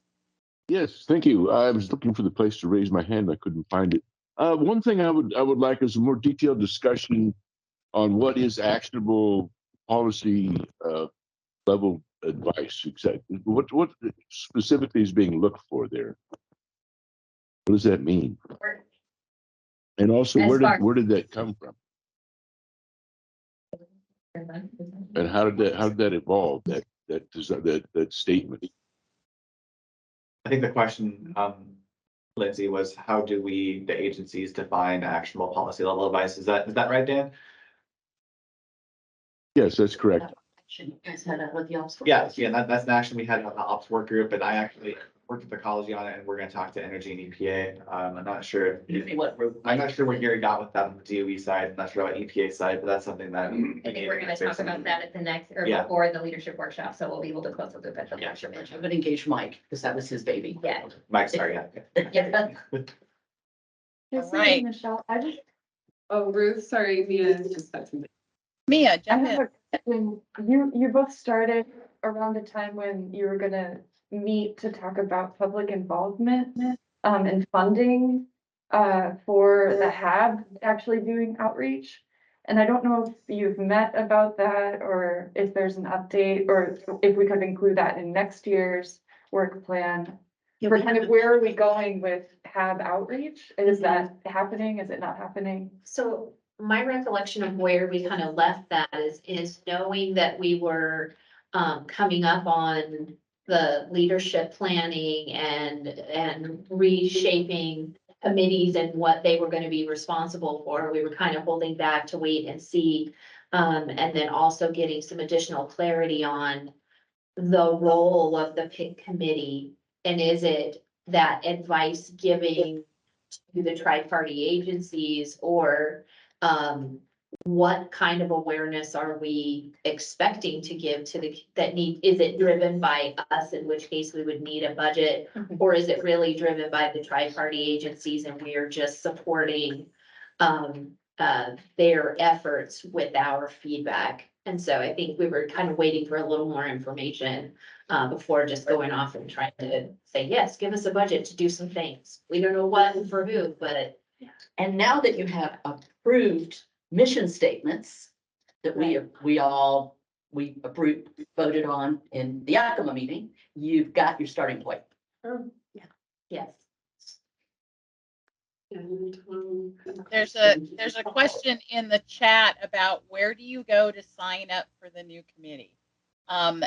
You can sign up for any of the new committees. Just send an email to the facilitation team, hab@esalen.net, and we would be happy to add you to those lists.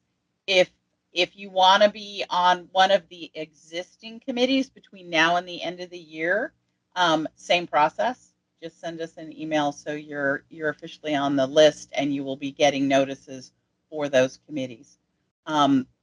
We've got some feedback about folks are feeling pretty inundated with email. So we've cut back on notices for committee meetings so that the notices with agendas and specifics are going to those committee lists. And if you are an interested party, you'll see the notice in the weekly HAB happenings of upcoming meetings. So if you're not officially on a committee, you can look there, and if you say, wow, I'm really interested in that, let us know, and we'll give you all the information. But we're trying to find that balance of how many emails can you handle, and what do you need to know, and when do you need to know it. So appreciate your feedback as we try to find that sweet spot. So did you want to form any subcommittees, subcommittees to like talk about the games or any other topics, any of the other actions? That would be good. Is there anyone that would like to be on a subcommittee, like for discussion on future HAB meetings? Would anyone like to volunteer for that? What I was gonna do is reach out through the Hanford communities to see about sponsorship from the cities for the future HAB meetings. Okay.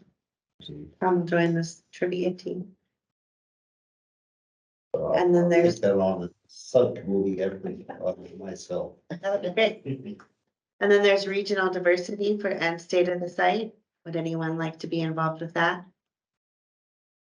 I think that's the agencies. The agencies, okay. Yeah, and I need to take that back to our folks and think about it. Yeah. Okay. I think that's all the notes I had, so. I'll join the game. The game, okay. When it comes to the game, by the way, I'm not sure what template you guys used from the last one, but I actually have it's called Jeopardy. It's a little template I could share with the board if you guys want that. It's a fun little template. It's got all the sounds and clapping and booing and stuff, so it's pretty fun. Yes. Okay, well, it looks like we've come to the end of this portion of the agenda. So thanks to everyone for attending and thanks to those of you online. And I guess those of us here in the room will break for lunch and meet back at 1 o'clock at the Federal Building for the EOC tour. Lindsay, is there anything in particular people need to know about the start of the tour, logistics or anything? We're just going to meet there right before 1 o'clock, and folks who don't have badges will be badged, and just wear shoes that are appropriate for an office setting. And that's all. Lobby of the Fed. Yes. And this meeting is now closed. Thank you. Thank you.